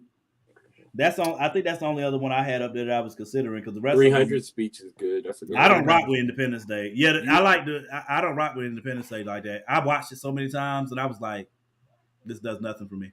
But it's probably because it's probably because I just don't believe it. That man I don't believe it. I don't believe it. I don't believe any part of it. No. Let's drown him out. This man on some other stuff. Drown him out. I'll tell you, an underrated one for me was Lord of the Ring, The Return of the King with Samwise. When the battle at the end and Sam's talking to Frodo. Boy, he got me so amped. I was like, I'm gonna pick him up. You know I'm not. If this was TV shows, y'all already know who's gonna be my number one. Who? Rick goddamn Grimes. And anything he said in The Walking Dead. I put Negan over Rick. You Negan over Rick? Yeah, buddy. Negan is the freaking man, cuz Negan is the man on that show, cuz period. That guy. Negan's we were doing TV shows. I had to do Viola Davis. Any one of the, you can pick an episode. Viola Davis. Viola Davis.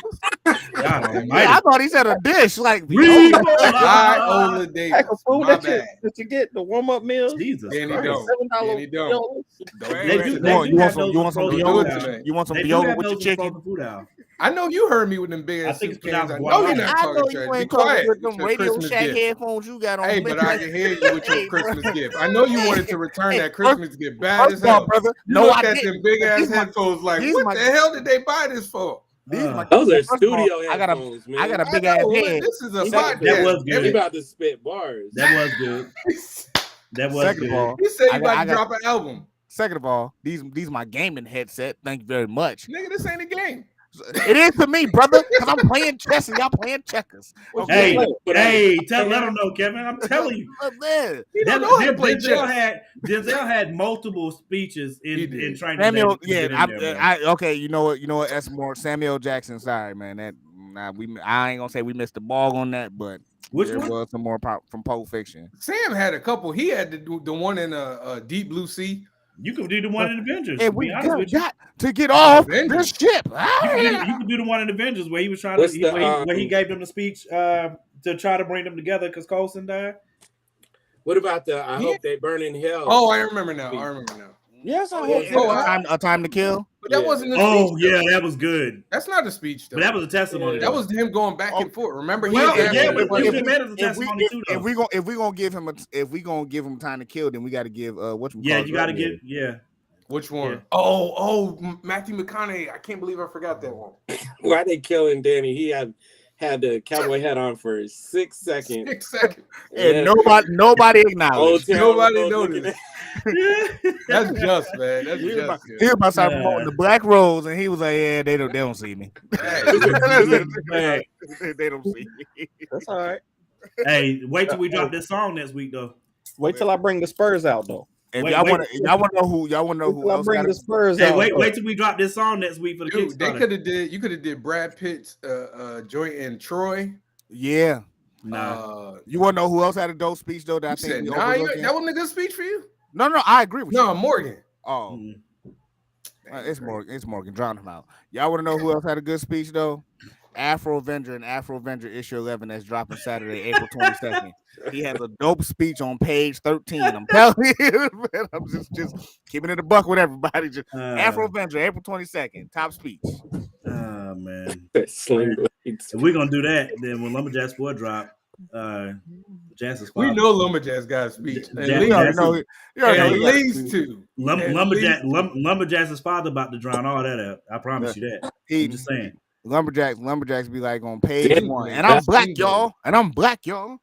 I can't remember Sling Blade. Why can't I remember Sling Blade? Because all you he does have Spurs on. We're dropping a song next week. I ain't Billy Bob Thornton. You see, Danny left when you started talking about y'all's song, right? Y'all got a song. I mean, we didn't do it yet. Double wood. You got a song? Oh, it's coming. Y'all not singing, are you? Yes, it is. Absolutely. Got them horses in the back. Sorry, I'm celebrating over here. Can't nobody tell me nothing. You celebrating? Oh, Lakers must be playing right now. No. My editor for this DC story just go ahead. Good things. Are you going to be at Heroes Con? No, I think I'm gonna be at Awesome Con. That's what I thought. Because what's the name is that Awesome Con, right? What's that? I forget his name. The artist, your artist. Marcus is going to be there, right? So far the thing is we can go to either one of them, so we're trying to figure out. I'm going to Awesome Con because I make more money at Awesome Con. It's just what the facts is. So but talk your talk, Greg. We're gonna be in he's gonna be either way at Awesome Con or Heroes, either one of them. Okay. Yeah, I was trying to decide which one to do between Heroes and Awesome Con, but Heroes comped my table, so I was like, yeah. It's all fun until nobody show up at that. Bro, so upset. Don't do that. Last year was kind of tough, man. Really? And okay, let me put this in perspective for you now. When Greg says tough, he means like Greg came over to the table and was like, bruh, I was expecting to be like 10,000 by now. No, I wouldn't have said that at you. like 4. See, he lying because he started. Me and Daddy was sitting there like, nigga, if you don't get away from this table, trust me, I legitimately, like Greg was like, I don't know, bro, I'm just not feeling it. The energy don't feel right. I expected to be like 10,000. And me and Daddy looked at each other and was like, did this nigga just say 10,000? I didn't say 10. I couldn't. Bro, you definitely said 10, cuz. No. I mean, there wasn't a lot of people there? No, it was. No, it wasn't. Not like it used to be. Okay, well, Greg would know better. What's like it used to be, Greg? it used to be a great freaking convention. Greg would know better than I do by far. It was so. more people, and it was taking speech. Oh, I don't know what's happening, but taking speech could be cool. It was just. I don't like the overlap. I think that they had like a trade show the week before. Oh, kind of watered down. So because Heroes has always been pretty good, not 10,000 good. I probably said like 4,000 or 5,000, which is better. He said 10, y'all. I mean, there's a lot of overlap this year. I feel like all the cons didn't quite schedule them in a more fluid way. Like you said, you got Awesome Con and Heroes Con overlapping at the same time. There's the thing is, this ain't even the first time that they've overlapped. Like they overlapped in like 17 or 18, 17, I think, 2017. So it's not the first time. Their shows have always been kind of close. So that one's not really like, but there is a lot. But there's also just too many shows right now. Like there's 2 or 3 shows every week somewhere in the United States. Are you doing Brooklyn? Nah. It was fun. I wouldn't like last year. We were guests, so I didn't deem it a show that I would like pay my own money for. If I lived closer, I would definitely do it just because it was good vibes. It was fun. But you mean from like a sales perspective? Sales were decent, but it was a fun show. Like hanging out with some of my peoples. So it was just. I don't think the sales warranted me making a trip, and having to pay for anything. Oh yeah. I mean, I'm doing it, but I'm only driving. Yeah, and that's what I said. Like, if I was closer, if I lived probably DC on up, I would probably go out there, no problem, because it was fun. Like this show last weekend, that's definitely worth paying and traveling for. The Schaumburg? Yeah. Man, I was trying so hard to get in that doggone thing. But you got to just walk up to the door with your stuff and be like, where my table at? And then if you don't get arrested, somebody might take you and help you, work something out. That sounds dangerous. I don't live in New York enough to be trying to avoid to do that, especially for the 2-day event. Okay, well, it was worth a shot for me. No, I'm gonna try next year. I don't know who I gotta talk to or what, but the problem about that one is that it's an invite only type of thing. That's what I heard. If you pop, like, somebody would have to kind of back out before anybody's gonna be let in. You know what I'm saying? Yeah. So it's sounds weird. like racism. I'm waiting to hear back. I'm waiting to hear back from BlurredCon, man. I ain't heard nothing, dude. Me neither. I thought they said who got in last weekend. If they did, wouldn't me then. I know a couple people that said they got in. Well, I saw that they announced some guests. Yeah, no, I'm talking about the people that applied. I ain't get one. So I mean, if I ain't hear it, I ain't hear it. So we got to come up with next week's topic because we did 2. We got to do the next 2. I gave y'all like 50. What? I gave y'all like 50 ideas. Man, last time I didn't give you like 10. Top 5 movie superhero costumes. There you go. We already do that? No, y'all didn't. No, he said superhero costumes. Ain't no way we have y'all done football topics? Yeah, early on, but what football topic you got in mind? Sport, for whatever reason, bro. Sports be like, bro. I'm telling you, we be talking about sports, and they be like, don't watch. They be like, so I think so. One of the first comments, "Oh, this is a sports podcast tonight. I'm out." And I'm like, goodbye. All right. No, legit. No, I'm not joking. Serious. Well, when I look at the numbers, we start talking about sports, and they be like, it'll drop real quick. It'd be like 12 people watching, and then we start talking sports, and it'd be like 4. No BS, bro. We've had like 15 people watching, and then like we start talking about It depends though. Like when we're debating LeBron and Michael, something like that. They stick around. People start watching because they just want to see you and Danny argue. Mm-hmm. They can see that every day. I mean, I would love to do sports topics, but we did top 5. Did we do top 5 running backs? I thought the drafts we did were fun. I thought they were fun. We only did one though. We should set that up.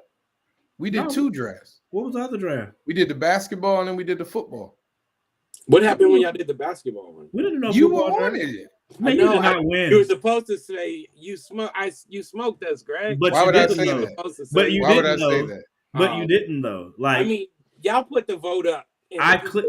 Okay, I did lose the vote, but I did lose the vote. I will admit that. Lose.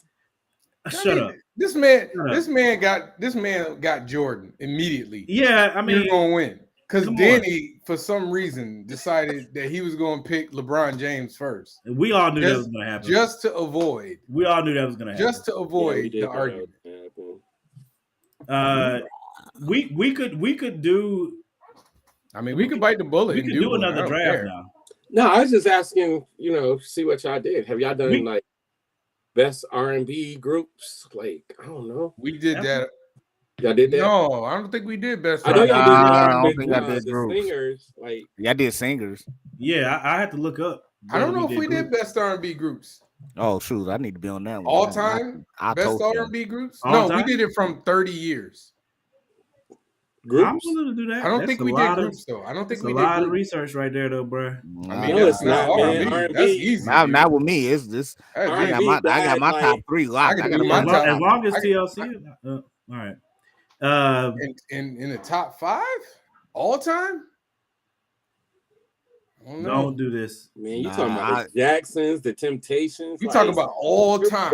All time. Is there a gap? There's a year gap. Like what we talking about? Like a timeline? Because we haven't done 30 years in a minute. For real. That's what we're gonna do tonight. We're gonna do this to TLC like they're not. Nobody said that, but nobody said that. We're trying to figure out the top 5, dog. If we're doing all-time top 5, and I have nothing against TLC, I love TLC. Fact. But we talking about all 5 across male and female. I said it's a lot of research to be done, but in my head, TLC is hard to dismiss from top 5 though. That would be hard. They'll be my number 6. Jackson 5 have to be in there, right? So Jackson 5 has to be. Who else? No, they don't have to be. Yes, they do. No, they don't. They don't have to be. Great. They don't have to be, dude. We're doing this next week because this is crazy talk. Okay, I could probably do 5 without Jackson 5, yo. I'm pretty sure I could do 5 without Jackson 5. I could do 5 without Jackson 5 neither. Mega hits, man. Like, who? Jackson 5? Yeah. But there are other people that got mega but hits. you gotta.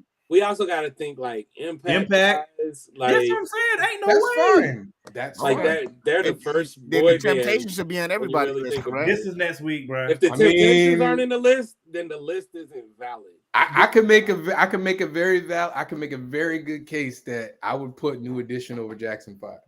I could say that I can make the same case. I agree with that, but that doesn't mean that there's 5 other. I can put. I can put the Temptations over. I could put Boyz II Men over them. Over who? The Jackson 5. No, you can't. Boyz II Men do. Okay. Over them. Boyz II Men. Because if we talk about, hold on, time out. You just said we talking about cultural impact and everything like that. Yeah. You got to remember.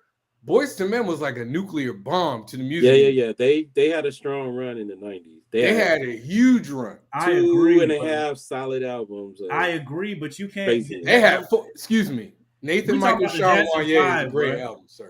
No, it's not. Nathan Michael. I'm done with this. And I love you, bro. Nah, bro. You the man. Bro. Nathan Michael Sean Wanye is a great album, dude. That's a great album. They never had like a full album. Like there was. We talk about Jackson 5, bro. Like hold up. Crazy, 2 was a good album, start to finish. What wasn't? What was? Yes, Boyz II Men.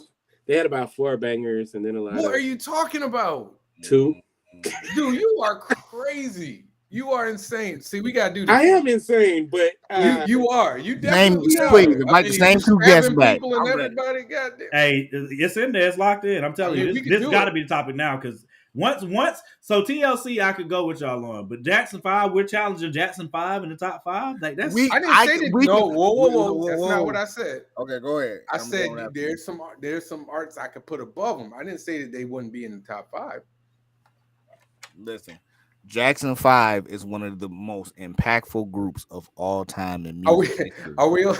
But I was gonna say something. Are we gonna talk about black groups? Or... I was gonna say. Yeah, I need to know. No, I need to know if we talking strictly about R&B groups. I need to know. I can slide somebody in number 5 because there's some groups. Because I would have to. I have no choice, but the Beatles would have to get credence, right? No, don't do that. Nowhere. No, the Beatles would have to get credence. That's not R&B. That's not R&B, Morgan. That ain't even close. No, y'all rock and roll. I just asked, are we talking about? We said R&B. Oh, y'all said R&B. Okay. Yeah. Devon, I'm looking at this track list, man. For what? Which one? 2. Water Runs Dry, On Bended Knee. On Bended Knee. I'll Make Love to You. Damn it, I gotta look at it off the top of my head. 50 Candles. What? It was a song. Nigga, you crazy. You crazy. It was a song. You my brother. You my brother in Christ. If I have you my brother in Christ. If I have you crazy in your damn head. 50 Candles right now, she'll probably tell me no. Hey, what'd you say? What did you say? I missed that. I was looking at the thing. What'd you say? I said if I asked Alexa to play 50 Candles right now, she'd probably be like, nah. Yo, Alexa is probably, but no, I'm not playing Caucasian. That's why. I sit away. Yesterday, you don't like Yesterday? You know, Vibin' was a good song. Yesterday was a good song. Remake. Vibin' was a good song. What are you talking about? No, y'all crazy, man. I didn't say it was a great song. I said it was a good song. Kevin did that. There's only 13 songs. He did the Mackay Pfeiffer with the cigarette, bro. What'd you say? I didn't mean to make you crazy. Y'all crazy. Ain't no taste. Yo, Javon do this every show, either whether I'm watching or I'm on it. Like, I be with Javon like about 99. I was like, just get to 100, Javon. Just get to 100. And it's always like, nah. Hey, that's a good album, dude. There ain't a lot of hold on. They have some great songs. It's very tough. Hold on now. There ain't a lot of R&B groups that have like total complete albums. No, ain't many. New Edition had a couple complete albums. I could put Any Heartbreak over 2, and I say Hold on, let me see what Any Heartbreak. Any Heartbreak, easy. I could put Any Heartbreak. Hold on. You got what? One song. I heard y'all name 3 songs. Hold on. I heard y'all name 3 classics. So you got If It Isn't Love, You're Not My Kind of Girl, Can You Stand the Rain, Crucial, Any Heartbreak, Crucial. What's the song? Super Lady. That wasn't good. That wasn't. Competition. Competition is a great song. Yeah, Competition is dope. A song. It's not popular, but Coming Home. That's song. Not. Come on now. Coming Home is a good song. Come on now. If you gonna clown me about 50 Candles. No. You can poll the people. I'm just saying though. You gonna clown me about 50 Candles. Nobody clowning you about 50 Candles. He just did. He literally just did. Alexa, play Coming Home. Did you say Boyz II Men? What is it called again? Yeah, you can't. No. You got me discombobulated. With your Caucasian Alexa. Hey, you. Your Alexa needs some. Alexa plays the hits. Let's see I'm gonna say something controversial, and that's okay. And hopefully it'll bring me back on the show. Hopefully it'll bring me back on the show. I can make an argument. Not strong. Give me some research. Give me till next Tuesday, but I can make an argument that Home Again by New Edition can get past 2 by Boyz II Men. Nah, it's not. 2. I didn't listen. I didn't say Usain Bolt passed album, sir. I didn't say Tyreek. I didn't say Tyreek Hill. You know what I'm saying? Untouched. I'm talking Deion Sanders. Can I gotta. This is controversial. They might not even be in my top 5, but 112 hasn't had a bad album in they first 3 albums were classics. 112 is a monster now. They had a good run. On the low. But they got no skips. Their first album has no skips. Their second album is really close to no skips too. Hold on, because I'm about to pull up that first album was so good, the interludes are banging. I know what I know. 112 I'm just saying. They had they first three albums probably better than most groups' first three albums. But I can hold on just so I can get my records clear. What about Dru Hill's first two? Hey, Dru Hill's first two. In that era, I hate Dru Hill. I love Dru Hill. That era. What? It's a fake ass Jodeci, man. But don't do that. They better than Jodeci, sir. No, they're not. Yes, they are. Absolutely. Absolutely. How are you better than better singers? Better singers. All four of them can sing better than all the four in Jodeci. Absolutely. Easily. Okay, first of all, only two people are lead singing in Jodeci. Seriously. So, but seriously. But I mean, Dru. Yeah, but Cisco's only leading everything in Dru Hill. Nah, because Jazz can pick up. Yeah, but Cisco led almost everything in Dru Hill. Actually, that's not true at all. Never Make a Promise. He was just the man. These Are the Times. He sang in that. What are you talking about? He had that. He's literally the first person that sang on their first single. And he jumped around and screamed and mimicked Casey. He was the lead singer. He was the face of the group. Cisco can sing better than Casey, by the way. Yeah, he was. Yeah, not Casey before the drugs, man. Yeah, you give me just time to deal. You give me just time to deal. Not introduced to the industry drugs. JoJo ain't singing better than Jazz, though. I'm taking JoJo ain't singing better than Jazz. Man, nah, give me non-drinking. JoJo and Casey give me non-drinking. JoJo. I didn't say they weren't. I'm saying as a group, Dru Hill was better. I watched. Okay, wait a minute. Dru Hill had a better album. Hold on, just to kind of compete. Casey and JoJo as a group is better than Dru Hill. No, nigga, not Jodeci. You drunk? Not Jodeci. Not Jodeci. You drunk? These dudes said swallow you like Reese's Pieces in a song. You just scream, bro. Really? We gonna talk about Jodeci's lyrics? They never said swallow you like Reese's Pieces. Who swallows Reese's Pieces? You swallow them after you chew them. How do you talk to a girl and say, "Girl, I will swallow you like Reese's Pieces"? She's gonna call the police on you. She might swallow you. You don't swallow. Time out. You don't swallow your food. She might like nibbling. You don't swallow your food. You gotta chew it and then swallow. I don't chew women either. God damn it. Like, no. It's stupid. So we really on metaphors now? We got a problem with metaphors? No. Hey, listen, hold on. Time out. Jagged Edge is my kinfolk, so I'm always going to rap from it. I was going to say, to me, in that era, I would take them easily over 112. But that's like this for me. I don't know. I'm saying like Jagged Edge. That's my kinfolk, though. That's I respectively resign myself from this. Okay, I respect that's my family opinion for you. Jagged Edge didn't get off to their second album, and then like their third one was carried by the third album was Where the Party At. No, they third one got carried by Where the Party At. No, that's the second album. No, you're right. It's the third album. Yeah, they third album got carried by Where the Party At, bro. I mean, that was a good album. That was a good album. J.E. Heartbreak was talking about. I gotta go back and look at those albums because it's hard for me in my head to put Jagged Edge over. Wait, what'd you say, Greg? I said they had that Meet Me at the Altar. I blame them for at least one of my marriages, man. God, this dang, man got PTSD. He's a Jagged Edge. They burnt them all. I'm like, look, I start getting down on one knee, like, baby. Man. This man was going by his life, heard that song, was like, damn, now I gotta propose. Now, y'all got me thinking about 112 and Jagged Edge. I gotta compare them now because that's hard for me in my head. But you know what? We ain't even talking about women. 112 and Jagged Edge. I'm gonna keep it a buck. SWV needs some. Oh, Javon. Sorry. Hold on. Let's back up. Hold on. Let's stop. On SWV. Hold on. Let's stop drowning out Morgan. You trying to compare 112 to Jagged Edge? No, y'all are doing that. I'm thinking about whether or not I can put Jagged Edge over 112. I got to go back. To me, that's equal to me. Me personally, I got to look at the catalogs. Just like we said, I'm not saying Jagged Edge don't have hits because, like I just said, they definitely do.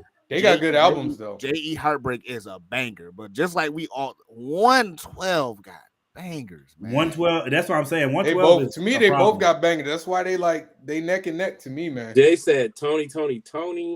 this could start a fight. Yeah, Tony Tone. Like, but you know what? You talking about Tony Tone? You talking about a group whose songs travel through the decades. I'm not saying none of these other groups. I'm not saying none of these other groups haven't. But Tony Tone. But again, like I said, we discounting the women. SWV, Escape. What's the other? En Vogue. I was about to say, if you don't say En Vogue, come on, man. Listen, man. I was the dude on Facebook that said En Vogue is a better group than Destiny's Child. So don't. I mean, talent wise, that's not even a question. I'm just saying, dude. I don't want to argue today. En Vogue. Let's just wait. What's wrong with that?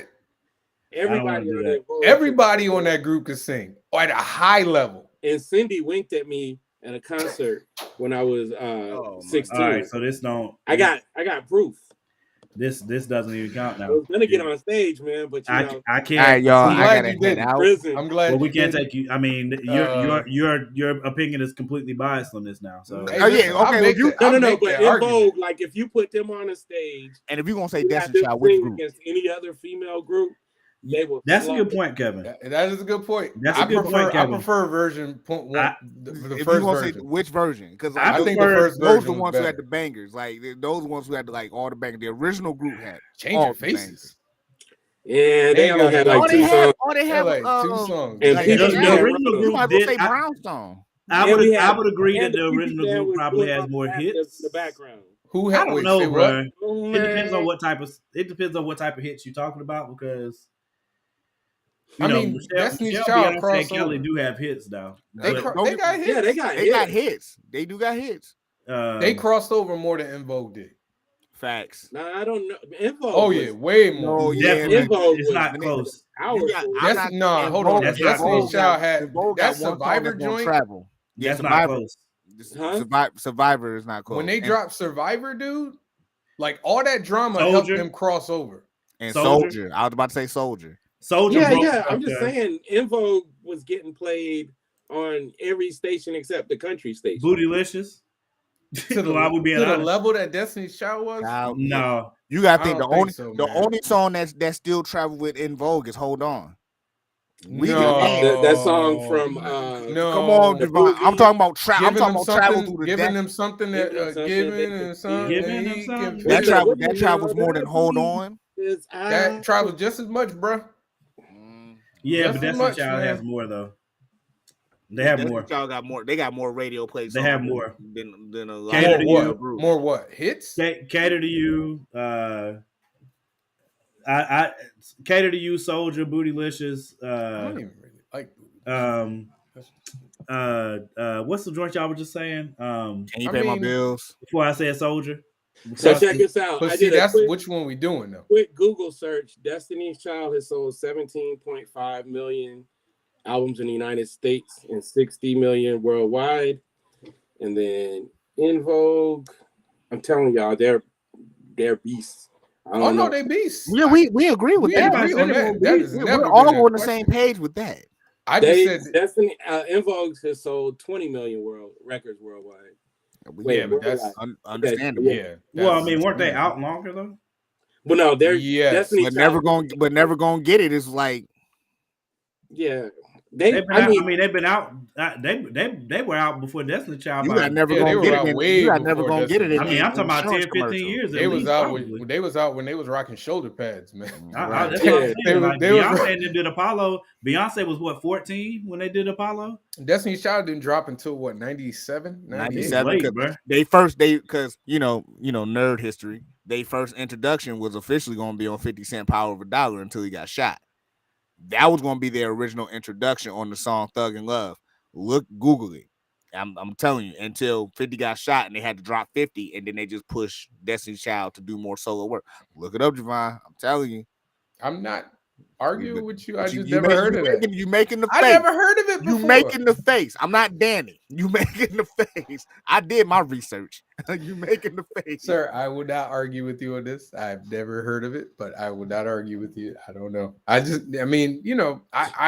But I'm with you, Greg. I told you. I argued. I like En Vogue. I think En Vogue is a better group. En Vogue is a way better I think that Destiny's Child put out a lot of like, especially towards when it was just the three of them. There was but they also rode like that hype train, and I'm not trying to discount them. Their marketing, like everything they did, they were, they came in, they was like 15, 16 years old, so they got like a broader base.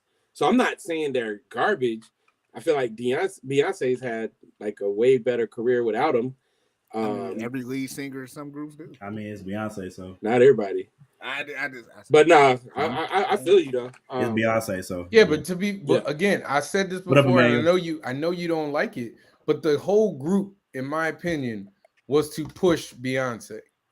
Yeah. So that's why. It is Beyonce, so. But hold on, though. But that's why the transition from Beyonce, Destiny's Child, to Beyonce, the solo singer, was so easy because she always was the front. She was always in front. Yeah. Whereas like the Jackson 5, like Michael wasn't even in the group in the beginning, and so like the brothers never accepted him as like the leader. You know what I mean? So he had like a harder climb, and he had some tough solo albums in the 70s. Listen, I was told that Michael only had a hot 10 years, so please don't. Who said that? Who said that? I don't even want to know. Think about. I just want y'all to think real hard about what I just said. Yeah, think about who would have said that. Danny. Yeah, well, there you go. We gonna have a T-shirt. I promise, Morgan. We need to make that happen when I get down there. 10 years. If y'all don't have a T-shirt, if we don't have a T-shirt made for Danny, when I get down there, we missed the boat. It can be done. A hot 10 years. Hey, listen, I'm just telling you. I'm telling you what this man tried to tell me. This man tried to tell us that TLC was on the same level as Michael Jackson. Yeah, he did do that. All right, everybody, that's the Top 5 Live. We're gonna send y'all off with a good package tonight. I'm Kevin Chapman. This is Greg. This is Javon. This is Nadia. I'm gonna be down there for Heroes Con. So what is that?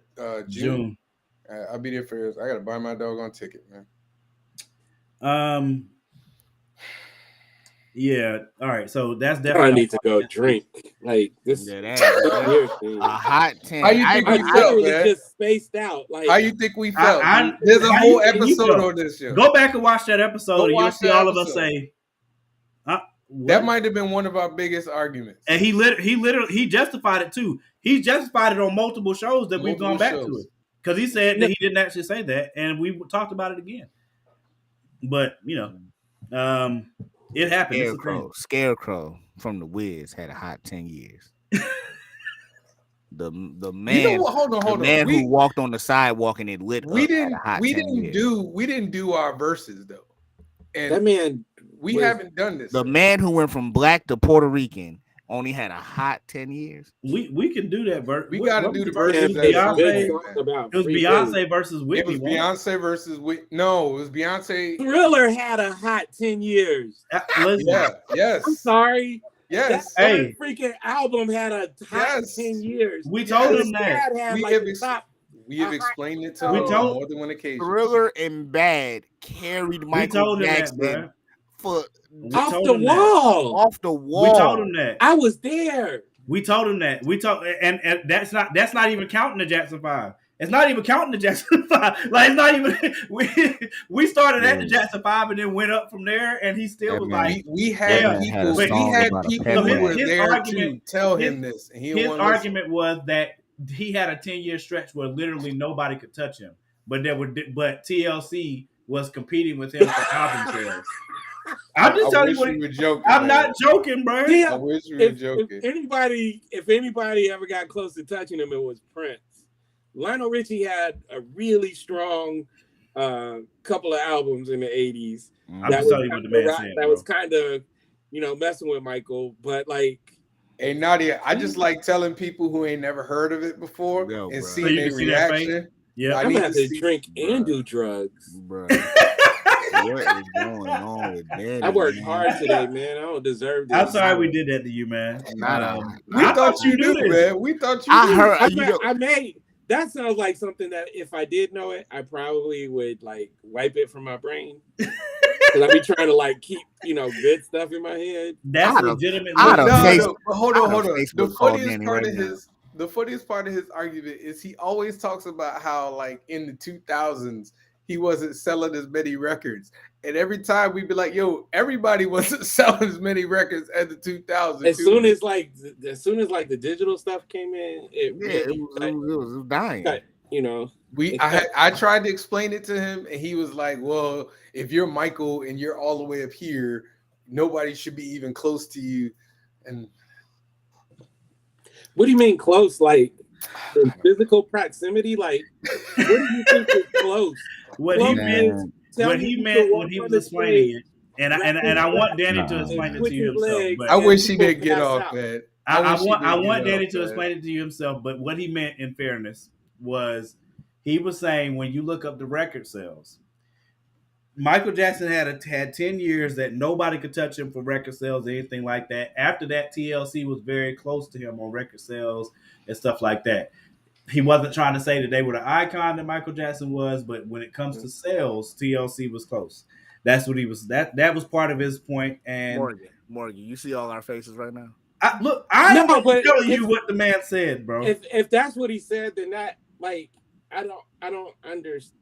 I understand what he's meaning, but it's like sales are a part of it, but there's not too many dudes who could walk on stage, grab his nuts, and do a little foot shimmy and have people like men passing out. Like, thank you. Listen, like we told him that, but that's not his argument. Everything in fairness, that is not his argument. No, in fairness, record sales, Eminem sells more records than Tupac probably. Who's better? Like, but that's what he's talking about, though. I'm only telling you what he said. In fairness, there's hundreds of Michael Jackson Juniors. There's not that many TLC copycats. Yeah, there was a few that tried for. There was. Okay, what I mean is, hold on. There was some TLC copycats in like the late '90s, early 2000s. There was a 3LW. What's the Black? All of them was copying. All of them were copying off it. Are they still around? They're still relevant right now? Hey, I mean, I'm just saying. I'm only going off what you technically. Who said M is a better rapper than Pac? He technically block her. But he's not like. He just like. And when it comes to passion and just, she made my brain freeze for a second. Pac is better. Eminem has a better lyrical. Yeah, Eminem is a better lyricist. I'll give him that, but he's not anywhere in the category like iconic as Pac. Like all he does is talk about doing drugs a lot, and not the drugs. I gotta head out. All I'm saying is people still think Pac is alive.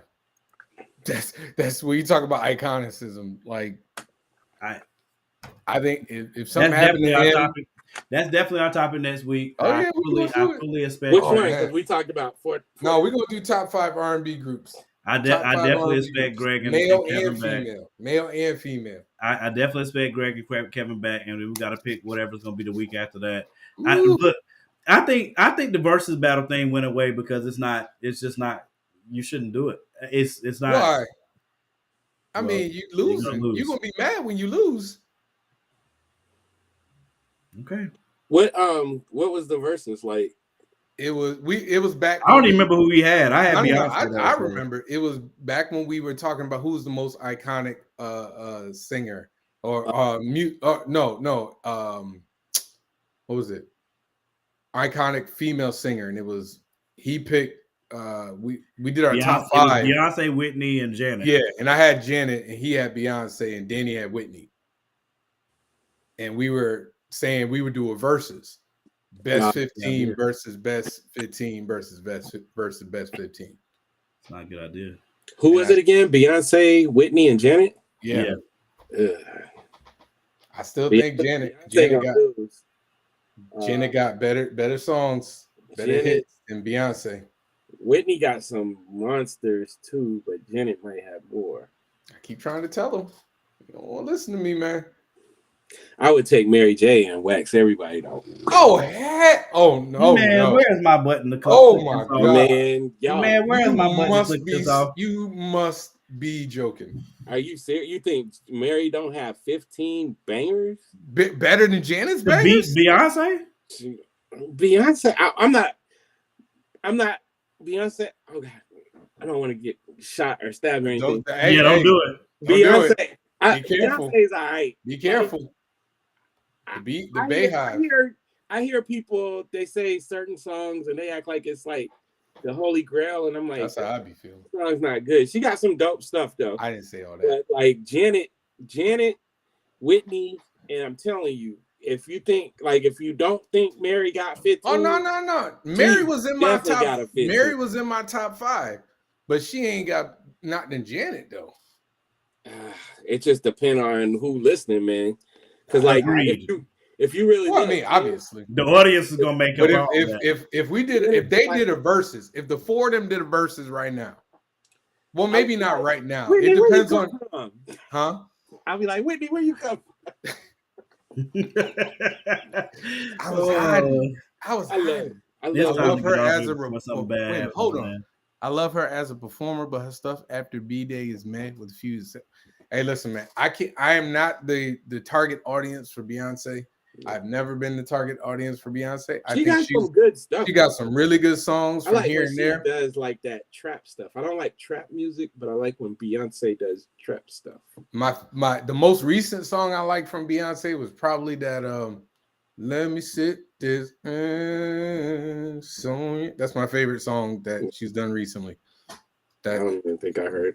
I don't listen. I just hear my wife listens to Beyonce, so I hear it from time to time.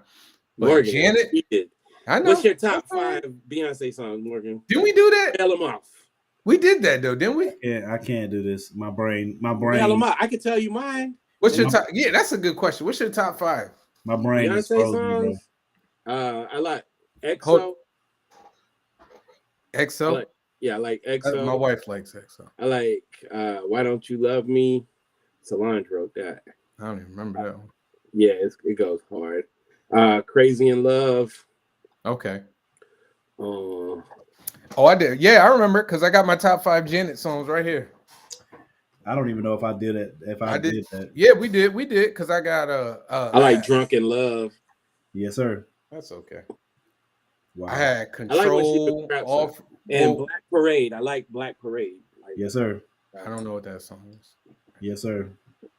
I had what? Well, this was like I don't know. This was the top Janet Jackson song. They're not my favorite, but I had Control, All For You, If, That's the Way Love Goes, and Rhythm Nation. Those were her like biggest bangers in my opinion. Yeah, but they're not my favorite songs. Yeah, I like her.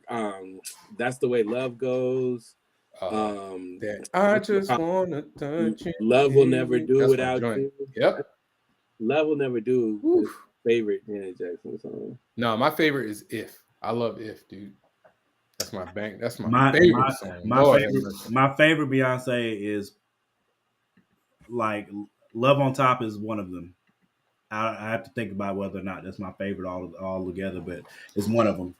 Halo, Black Parade. Actually, my favorite Beyonce might be Dangerously in Love. That might be my favorite. Is that different than Crazy? Resentment. Yeah. I'm so in love with you. You set me free. Resentment. I don't know it. Really? Off of her new album, off of Renaissance. I don't know anything song. I had to pull up the playlist. I told you I'm not the target audience, man. That whole album is just a dance joint. Tony Braxton versus Anita Baker. I feel like I don't know, man. Tony's first album, her first 2 albums. Oh my god. Yeah, but Anita will. I know Anita got. That's you tough. Come get that net. Get your ass over here. Yeah. That's tough. I don't know. They almost aren't like. That's almost That's a little bit of their career overlap. Who, Baker and Anita Baker and Braxton? Yeah. Yeah. I mean, I feel like I think like people that appreciate Anita. But now, because Tony's got like she kind of tried to sound like her. I would have to do some research on this. I ain't even thought about that. A little bit, yeah. But that first Tony Braxton album, oh my god, it was banger after banger after. But Who did she have like making her stuff? Greatest songwriter ever of all time. Edmonds. Greatest songwriter all time. I don't care. Kenny Edmonds. That dude. Someone tried. I saw on Twitter. Somebody had the gall, nerve, to say that wasn't Taylor Swift was a better songwriter than doggone Babyface. Man, I ain't never want to throw my phone so hard. Yeah, I wouldn't. My brain's still frozen based off of the stuff that we were just talking about. But I mean, if we do the verse, it's fine. I mean, we gotta do it at some point. I mean, you could bring Mary, dude. You could come on. You can bring Mary. I'm just saying, I like to mix it up. I could Mary. I don't know if people really understand how long her run was. I do. Yeah. Janet is longer. I've argued. Janet got a long run too. Yeah, but Janet, to me, like her late 80s, early to mid 90s, that was like her peak. I don't know. Like she had like 6 straight albums of like bangers. She also had some boo boo like early. I mean, I don't want to talk bad about Mary, but what? She had a couple later, not early. Early, her stuff was fire. But Janet's stuff early, outside of her first album, her stuff has been fire, dude. What you talking about? Control had no hits. That first album was struggling. But that's because she didn't want to do that though. And at that time, she was like my fiance, and I didn't have nothing bad to say about her. But she didn't want to do that first album though. She said that. Yeah. I mean, but Joe was right there, dude. Joe don't mess around. I'm just saying. But I mean, like from Control on was like banger after banger.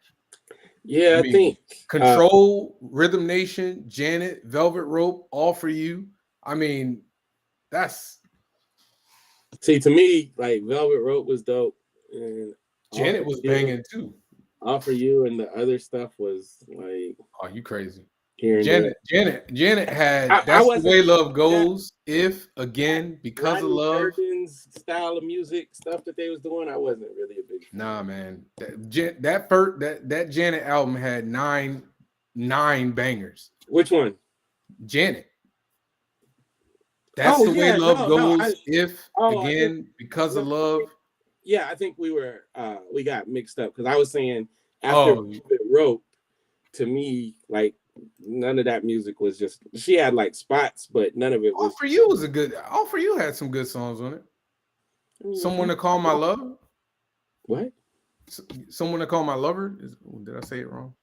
Who? Come on, man. Don't do that. Don't do that to yourself. Don't do that to yourself. No, I wasn't. I think that style of music they was doing. But she was in her poppy mood right now. Oh, and Would You Mind is on that album too. I think the Rodney I don't know if Rodney Jerkins was producing everything, but he was everywhere, dude. That style of production, I wasn't a fan of his production. It was wider and everywhere, man. What's the name? Whole career is on that dude. Brandy. Yeah. I mean, Rodney, he's here and there for me. Yeah, sometimes he'll put out a banger and I'll be like, okay. And then sometimes I'll be like, eh. Was it Sitting on Top of the World? Wasn't that Rodney Jerkins? I don't know. I was not a big fan of that. I'm surprised Danny didn't bring Brandy to that fight. I'm actually kind of Brandy. I love Brandy. Brandy got hits, but she got that's a different weight class for her. Yeah. I thought I'm not sure Whitney is in that weight class though. Whitney's in that weight class. Whitney's in that weight class, but can you name 15 Whitney songs? Yeah. Bangers? Yeah. Okay. But I'm gonna pull them up though. I mean, but what? When I do it, Smart. I'm do that too. I just thought it was funny though. He was like, wait a minute, let me Google it. Because what? Let's see. I'm Every Woman, which is really nice. I Will Always Love You. I Want to Dance with Somebody. Okay. Have Nothing. Yep. One Moment in Time. Greatest Love of All. Okay. Saving All My Love for You. Okay. Where Do Broken Hearts Go? Run to You. Okay. It's Not Right. Okay. I Look to You. Okay. Didn't We Almost Have It All? Okay. All at Once. What's All at Once? All at Once. I'm drifting on alone. How old were you in 1985? 4, 5. Yeah. So I mean, not like I ain't heard. I heard the song. No. I'm just saying, like, because at the time she was freaking Lady Michael Jackson. I know. My mom was a big Whitney Houston fan. Trust me. All the Man That I Need. Okay. You Give Good Love. Okay. I'm Every Woman. But you know, like My Love Is Your Love. Hold on. Heartbreak Hotel. I give you that one. Exhale. Okay. Boy, that man Babyface. We are talking about a verse. I'm Your Baby Tonight. You said that. I'm Your Baby Tonight's gonna hit. So yeah, that's Count on with the verses, it's gonna come down to all of them are icons in their own right. So it's gonna come down to when you play, what you play, and the audience. Like, that's why. That's why to me you need to be using like artists. So Teddy and when Teddy Riley and Babyface went, it's like they're from the same era. They both like blew up in the same era. That should have been a banger versus if it wasn't for Teddy. If Teddy's equipment, that boy in the background, boy. Yeah, like the RZA and Premier. Even though I'm mad at Premier because he ain't played one of his absolute best songs. But I'm trying to think what my favorite verses was. Man, I think mine. It might have been when Babyface and whatchamacallit got it together. Erica and Jill. I like that one. Yeah. I like I only liked it because of the niggerosity. Yeah. The what do you call it? Soldier Boy. No, not Soldier Boy. What's them boys? Locks and oh yeah, Locks and Dipset. That was just entertaining, man. Yeah, that was entertaining. Earth, Wind and Fire and that was good. Boys. That was good. That was really good. People that the Isley Brothers was gonna watch Earth, Wind and Fire, but they was like, nah. But I'm like, no, man, you don't understand. I missed that one. Man, music Anthony Hamilton. I didn't see that one. They were making music when my grandma was a teenager. My favorite off the top of my head. My favorite. Did they get washed? Who? Huh? No, I think the Isley Brothers ate them up. Oh, really? I didn't see that. I think it was pretty clear they won when I was watching it. Steve was in his element of making sure he sold it, but that was my thing is y'all don't understand how much music they can pull out Twist and Shout and shit like you can't they just got so much music and they were relevant for so long. I think my favorite one was Kirk Franklin and that was my favorite. Fred Hammond because it came at exactly the right time too. But I kept telling people, I was like, listen, man, that boy Fred can hang with Kirk, and nobody was listening. And I'm sitting here, and that boy, he was just like, all right, I'm gonna just pull this hit out. Fred been doing this for a minute. Nah, man, I don't know about that. And did win. My favorite one where somebody got washed was Ludacris and Nelly. Yeah. Who got washed? Nelly? Yeah. Oh yeah. I didn't watch it. I didn't. Oh yeah. I would assume he was Nelly was playing like new stuff. Nelly played stuff and Luda gave him the stale face for the whole time. Like Nelly played stuff and Luda was like, "That was cool, bro." And then he told his boy, "I'm not joking. That crap was comedy, bro." Nelly was having internet issues too. He played some new track, and Luda was just like.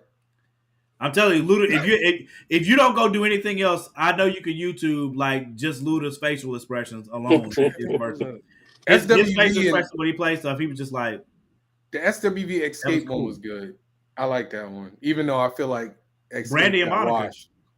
Brandy and Monica was good. Brandy and Monica. Did you see that one? I feel like Monica won, but Brandy outsang her that night though. Yeah, but you supposed to be playing your hits. Brandy knew she was gonna come up short, so she did what Jada did because Jadakiss did the same damn thing. Jada. I know y'all got better songs than us, so what I'm gonna do is turn this into a real battle. Hey, and tear that ass up. Yeah, Jada stole, but that's what I'm saying. That's what I'm Locks saying. Not Locks. Dipset, they just couldn't hang. They ain't have enough like. Yeah, if they would have just kept it song for song, it would have been a lot closer. I'm not a big fan of Dipset, but it's a whole bunch of people that are huge fans of them for some reason. Yeah, but they were in New York though. Like, no, I know, but I'm just saying though, like you would think that.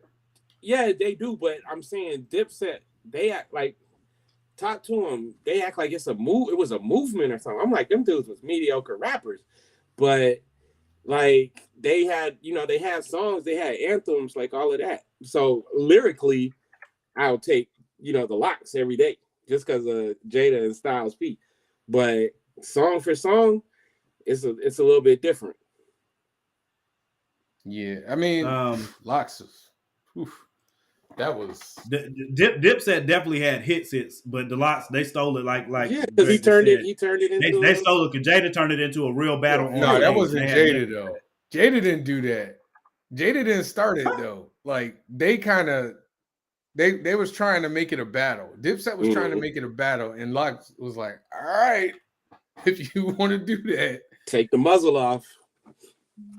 I thought Big Daddy Kane and KRS-One. I thought that was excellent. I missed that one. The funny thing is that because I've seen Kane a few times, he's one of my favorite, like absolute favorites.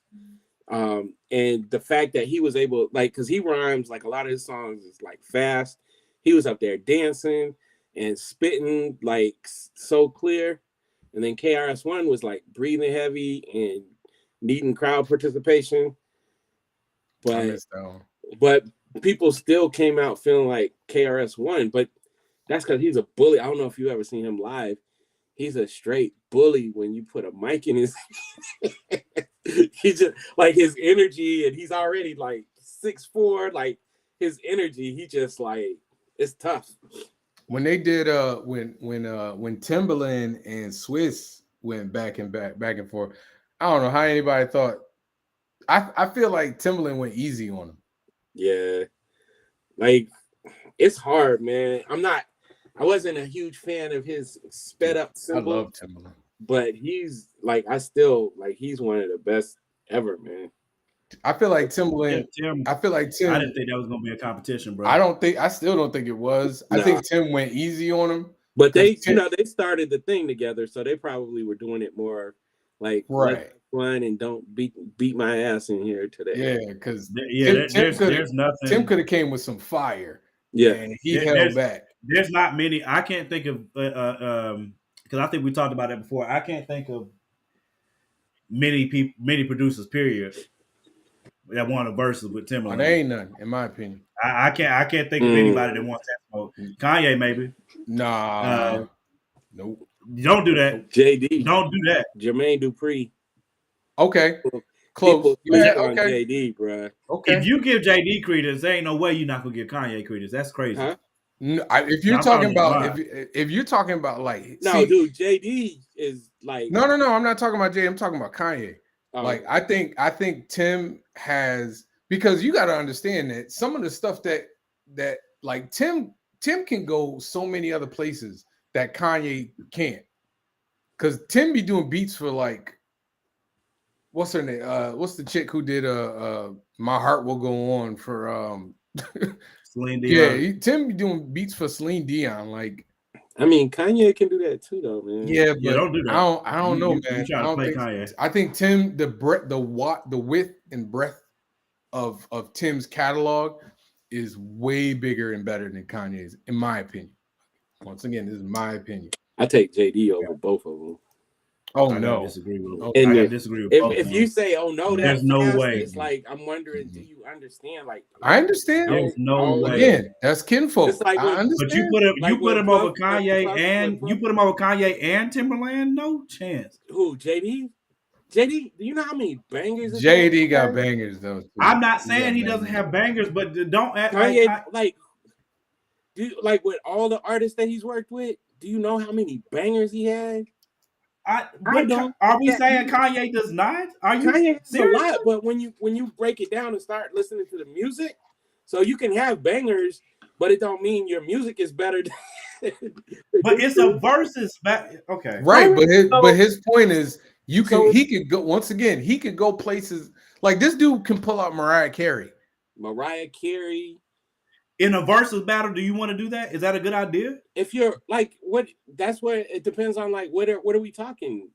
That's my point. My only point is We Belong Together, dude. He can pull out We Belong Together. He can pull out what's the other? But why would you pull out? Like Nadia. Good job, Nadia. Nah, not. Why would you? You're pulling out. You're supposed to pull out your. Him pulling out Aaliyah. He pulling out Nelly Furtado. He pulling out. I mean, are you talking about Timberlake? Yeah. I'm about to say JD. I don't want smoke with Anthony Timberlake. Hamilton. Like it don't. Why would you pull that out in the? What are you talking about? Tim could put out Mary. Tim could pull out Mary J. Blige. Come on now. Hip hop battle versus like what kind of versus? Okay, all right. So to me, if you're gonna do that, then you'd have to decide. All right, if we leave an R&B, if you're gonna switch in between R&B and hip hop, better I don't think Jay-Z that's a good songs idea. than Kanye does, in my opinion. Who, JD? Huh? Tim. JD got Tim got better Jay-Z songs than Kanye's, in my opinion. JD got like some of the best. I don't know about that, bro. Just saying. I don't know about that, bro. What's the best Jay-Z song Kanye did? In your opinion? Off the top of my head, Niggas in Paris is up there. I'd take Brush Your Shoulders Off over that any day. Did Kanye? Kanye did that? Yeah. Brush Your Shoulders? Remember that was No. I'm saying Tim did that. Oh, okay. I said Jay-Z. I said Tim's got better. I got you. I'm with you. He got Jigga What? He got no wait. Is Jigga What Tim? Tim didn't do that. No, Tim. That's Jazz. Was it Jazzo? Tim didn't do that. No, Tim for Jay-Z has he got Brush Your Shoulders Off. He got hold on. We'd have to pull it up. My only, so I wasn't trying to play you, Greg. I was saying like in a versus battle, tone is everything. So JD does have the strength that he can go from R&B through hip hop. He can go back and forth. But what I'm saying is, if you're doing a versus, you ain't gonna go from the type of energy where you drop in Welcome to Atlanta and then switch up and go to We Belong Together. Like you wouldn't do that. I mean, Teddy Riley did it. Oh, excuse me. Hold on. Time out. Time out. Timbaland did do Jigga What? I thought he did that one. Now I gotta give it to you. JD got Money Cat. Money Ain't a Thing. Money Ain't a Thing. That's a good one. But I don't know, man. I gotta give. I still take Tim. JD pull out that Harsha stuff. Come on. Oh my God. Right, and Tim could pull out Aaliyah. Literally. Herself. What's that got to do with anything? Hold on, bro. Hold on. You're right. Tim got his encore. Who is that? Tim did encore? Because that's Tim did It's Hot. He did this is Life and Times with Sean Carter. Big Pimpin'. Come on, son. Come on, man. Come on. I don't think Kanye's not there, sir. Not for that. Tim. Time out. Tim could bring out Justin Timberlake, sir. Some of Justin Timberlake's biggest hits. That's Tim. Don't you dare. How dare you? How dare you? Boo! How dare you? So disrespectful. Don't you do that. Now I gotta give it to you. JD could bring out some Jagged Edge. He could bring out Chris Cross. The Brat. He got hits, man. Usher. Tim got some on Usher too, though, don't he? Probably. Genuine, that whole album. 100%. Come on now. Yeah, Tim's a beast, man. I don't think anybody wants smoke with Timbaland. Nobody. I'm just saying. All I said was if there was anybody off the top of my head. Hola, Jovito. Come on. That's my joint. All I was saying is that if there's anybody off the top of my head based on the strength of their catalog and all the different artists that they work with, if I was going to suggest anybody, it'd be Kanye. I ain't taking that include that. If I'm including Kanye's catalog along with Jay-Z, freaking, he got Janet up here. Like Kanye's done a lot for a whole lot of different people that he could combine together. Drake, it's insane, man. So get my Kanye's catalog is madness. Yeah. Can I say this though? JD and madness. Tim, their catalog goes a lot longer than Kanye's though. They've been doing it a lot longer. It's a versus battle, correct? I understand, but I know Jermaine is still making music. I mean, they all of them making music. So. Yeah, I'm trying to think whatever I heard from Timbaland recently, but I don't listen to the radio. Me neither. Still producing for like mainstream artists? Probably. I don't know. You asking somebody because I'm always to the radio. Always lyric like the RZA. The RZA was great, but it was like once his sound kind of got old, he hasn't really produced that. Like, so I look at somebody like Q-Tip, who was dope in 1988, and he's still dope today. Like, if he makes music right now, it'll be great. Whereas, like, the RZA, you know, he had that time where he was super huge, but then, you know, his own group don't want him producing their songs anymore. I'm trying to. Ooh, Kanye got all that. Yeah, he got all that stuff with Common. Ooh, that B album. I'm trying to tell you, bro. I'm trying to tell you, bro. If there's anybody, I'm telling you, just off of the strength of the artist. Tim got a lot of stuff with Missy too. Yeah. Come on now, don't do that. So who do you think? Because we can talk about. I didn't even know Kanye. I did Which not one? know. That's what I'm saying, bro. That was one of my theme songs. I didn't know Kanye produced that. Who's better? Who do you think is the better producer? Party. I mean, I think Tim is a better producer in my opinion. Because I take Kanye. I mean, like Cry Me a River. Don't get it twisted. The thing about Tim, for a very long time, as soon as the beat came on, you automatically knew that was him. I've heard like stuff that Kanye did where it's great, I had no it idea doesn't have like he doesn't have the signatures. The signatures are great in some ways, but then in other ways, like if it's a crutch, like the thing that like I was actually making music at the time. I'm not saying I'm better than him, not at all, because he's great. But when he was using all them cymbals and everybody started using the hi-hats and them cymbals, I was like... But he switched it up, though. Like, yeah, but when he saw that everybody was... Like 5 years of riding that shit. I mean, Kanye did that for a little bit, too. With what? Kanye did that sped up samples for like 5 years, dude, before and then everybody was doing it. And then he switched up. They all do it, though. Like, he had stuff before. Kanye got hits before we knew who Kanye was. Dude, I understand that, but are you just talking about like, because they're, again, I can say the same thing about Tim, though. Because Tim was doing stuff for like SWV. Tim was doing all that Aaliyah stuff. All I'm saying is like Kanye, like the versatility, like he could go do, he was like Talib Kweli's first solo album. He was responsible for almost all the bangers on there. All right. Kanye was able to do that and then still do stuff with Scarface and Jay-Z and The Game and like all these other people. So it's like, and I can say the same about Tim, dude. Tim was doing stuff with Total, right? Nicole Ray, his groove. What? I'm not saying everything sounded the same, but everything had like the same foundation. Like the drums, what he was doing was. Hold on, let me see. You asked what he's doing now. Because once again, I don't listen. I don't listen to. I don't listen to new music, so couldn't tell you. Let's see. I'm just trying to tell you.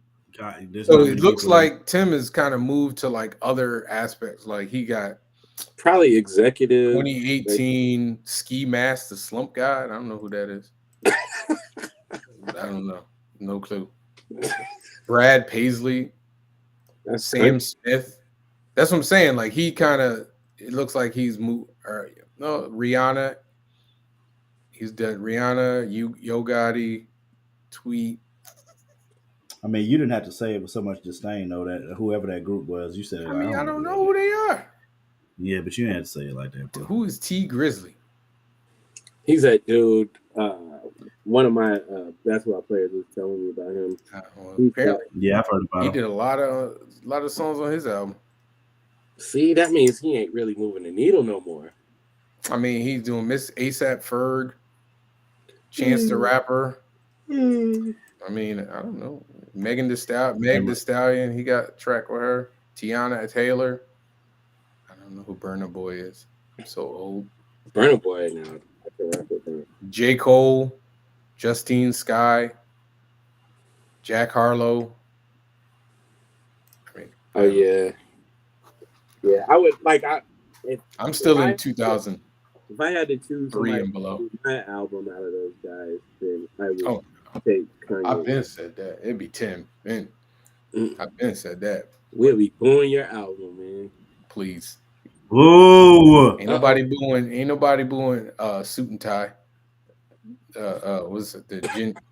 That album was a banger. Shut your mouth, sir. I'm not listening to damn Justin Timberlake. What else? You a hater, man. You a hater. No, I'm not, man. You a hater. No, I'm not. I'd rather listen to white people that sing like white people than that is black people. White people. I'm gonna show you a few things. Show you a few things. Goofy ass haters, man. Haters. Not you, Nadia. You can stand up. Hater. Oh man. Look. Just I'm just not a fan, man. You came out. That's fine. I'm not trying to play. Timberland has an amazing. Again, nobody wants smoke with Timberland, but again, I'm going to say it again. If there was anybody I was going to choose to go up against Timberland in a versus, it is Kanye West, because just his catalog by itself, just his albums, just his. No, I give you that. I give you that. He's already a better rapper. He's definitely a better rapper. No, but I'm just saying. I'm saying as a whatever happened to Magoo? I was gonna be mad. I was about to say something mean. I'd be nice. Yeah, Magoo. Yeah, I was about to say something mean. I liked it when he said they call him Maggie Lou. Slap him like pepper spray. You getting good beats, man. That's what you doing. You couldn't get Missy to write your rhyme. Anybody? Hey yo, I ain't go. Now I'm not about to cap like I didn't know all of those words. I ain't gonna lie, man. I like "Love to Love You," man. That was my joint. I knew all the words of "Love to Love You." Song, like I'm like if you were rapping on a song in the '90s and you couldn't rap, I hated you. That's all. I mean, how good the song was. That's fine. Me, Missy, and Timbo rocking in the Timbo. Huckleberry Milk, the South Central. We used to want to like catch them dudes, man. Missy singing like that rapping you doing? Yeah. Be nice to. But it was easier though. It was easier to call out people who can't rap back then though. It was way now easier. It's hard because everybody can rap. All the popular people can't rap. Ish, that's girls want to see me on TV. BB, hook me up with your girl. I would pepper email. spray. Look at here, don't kiss it. I'm glad we do this. We're doing this. You're so absurd. I thought you both heard of y'all right now. If you don't know, the bird is a bird. Bird. I was like, they're destroying my music. Oh, that was my life. They were just bro. Don't act like you won't feeling that, bro. No, I wasn't, and I can't. You can. If my brother was downstairs right now, he'll tell you. You weren't allowed. I wouldn't say Pharrell. I would say the Neptunes. The Neptunes are better. Pharrell, monster, man. What'd you say? Pharrell is a monster, dude. Oh yeah, he's a monster. Yes, he is. It's the Neptunes that's more of a monster, though. Yeah, as a whole, though, because it's the both of them doing them. Yeah, a lot of the time, but most of the time, I would say it's probably both of them. The Neptunes didn't produce and write Rump Shaker, which is an anthem. I thought that was like the big. I thought that was Teddy Riley. Yeah, that's what they all were saying, but come to find out, wait, but how we gonna get a little dude that was still in high school was sneaking out of class and going to Teddy's studio making beats and shit, and wrote that whole song. Well, I gotta say this in defense. I'm not defending Magoo, but at the same time, like we just played Magoo, but we didn't say nothing about Timberland. He couldn't rap either. I mean, but he did have value. Obviously, we've been talking about it. Well, obviously, but I'm just saying, like we just ripped Magoo one, bro. It's not like Diddy could rap either. All right. Nobody brought up. You ain't heard me say nothing about that. Yeah, I don't know why you saying though. But like Diddy and Tim was like the same thing though. Like regarding like as an artist. Like, yeah, but we're not about to do this with Diddy, bro. Like, we're not. I like Diddy as a producer. We're not slandering Diddy. I like Diddy as a producer. Let me hear something that he produced. But I know he got a lot of help by what's the boys? What's the dudes? What was the name of the group? Not a group. Why can't I remember the name of the group that did the most of his production? Nadia said he can't even dance, and he was a dancer. I didn't say that. Who can't dance? Hey, don't do that. Don't do Diddy like that. Don't do Diddy like that, bro. Diddy can dance, bro. Nadia, come on. Diddy can dance, bro. I don't do that. 40 years, and y'all don't remember him dancing in the Stacey Lattisaw video. Diddy can Wait, dance. Is that the one? That's not. No, I'm thinking about Big Daddy Kane. Was it Big Daddy Kane? They got a video of him doing. Doing what? Dancing. Oh, Kane could dance. No, Diddy. I don't know. He probably wouldn't dance in a Kane video because he was a background dancer. It's possible. But no, y'all ain't gonna be able to see this. We can't act like Diddy can't dance though. I don't like that. I've seen that video before. This is like way before we knew who he was. Ooh, that hairstyle, man. Hey man, I'm making a comic book with these hairstyles right now. Oof. Man, I had one. Yeah. I can't lie. I had one. I had that joint. It was like I remember. I just dated the hell out of myself. I had one. I ain't gonna lie. All right, man. I'm gonna go. I know. Second half of this game. I know. Do I even care? Do I even care about Phoenix Suns? We blew it up here royally. The Clippers winning again. But it's a good way though. Dude, listen, I'm gonna say this before I get off. If the Suns don't make it past the first round, Chris Paul got to hang it up. Oh, he needs to hang it up anyway. But they gonna come for Kevin Durant, and I would feel bad. I'm actually feel bad. It ain't gonna be his fault. I didn't say it was his fault. I just said they gonna come for Kevin Durant, and I'm gonna feel bad for him because it's not. That ain't on him. In order to get him, they gutted the team. Like two or three of their really best defenders and good players, and so what have they played 9 games together? Like I said, I feel bad for Kevin. I think it'll be good for the basketball guys because him and Kyrie was like in 4th place, and when they were healthy, they was in 1st place, and they both, they were in first. Not this year. They weren't. No, it's either been the Celtics or the Bucks. I know. I'm telling you. They were. I know they were. Maybe last year. This year they were running when Remember when KD was dropping 30 games? Yeah, but they were never the Celtics were the number 1 team in the league for like I would say 70% of the time, and then.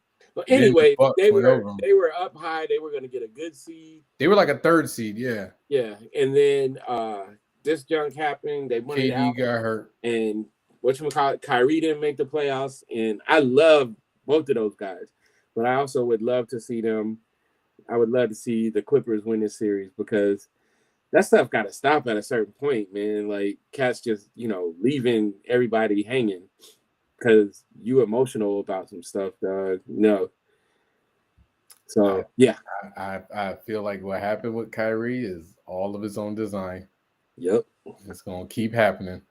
Ooh, Russ killing him too. All right, man. I'm about to hang up. All right, y'all. Y'all have a good night. All right, y'all. We'll see y'all next week. Yeah. We already got the we gotta check with Danny, man. Danny don't care. He probably watching. He probably one of the 5. Danny is in the bed. I'm just telling you. No, he not. Danny be sneak watching, yo. No, he does it all the time. All the time, dude. All right. He'll get off and go take a shower and then go watch. All right, y'all. All right, bro. I'll see y'all this week. Peace.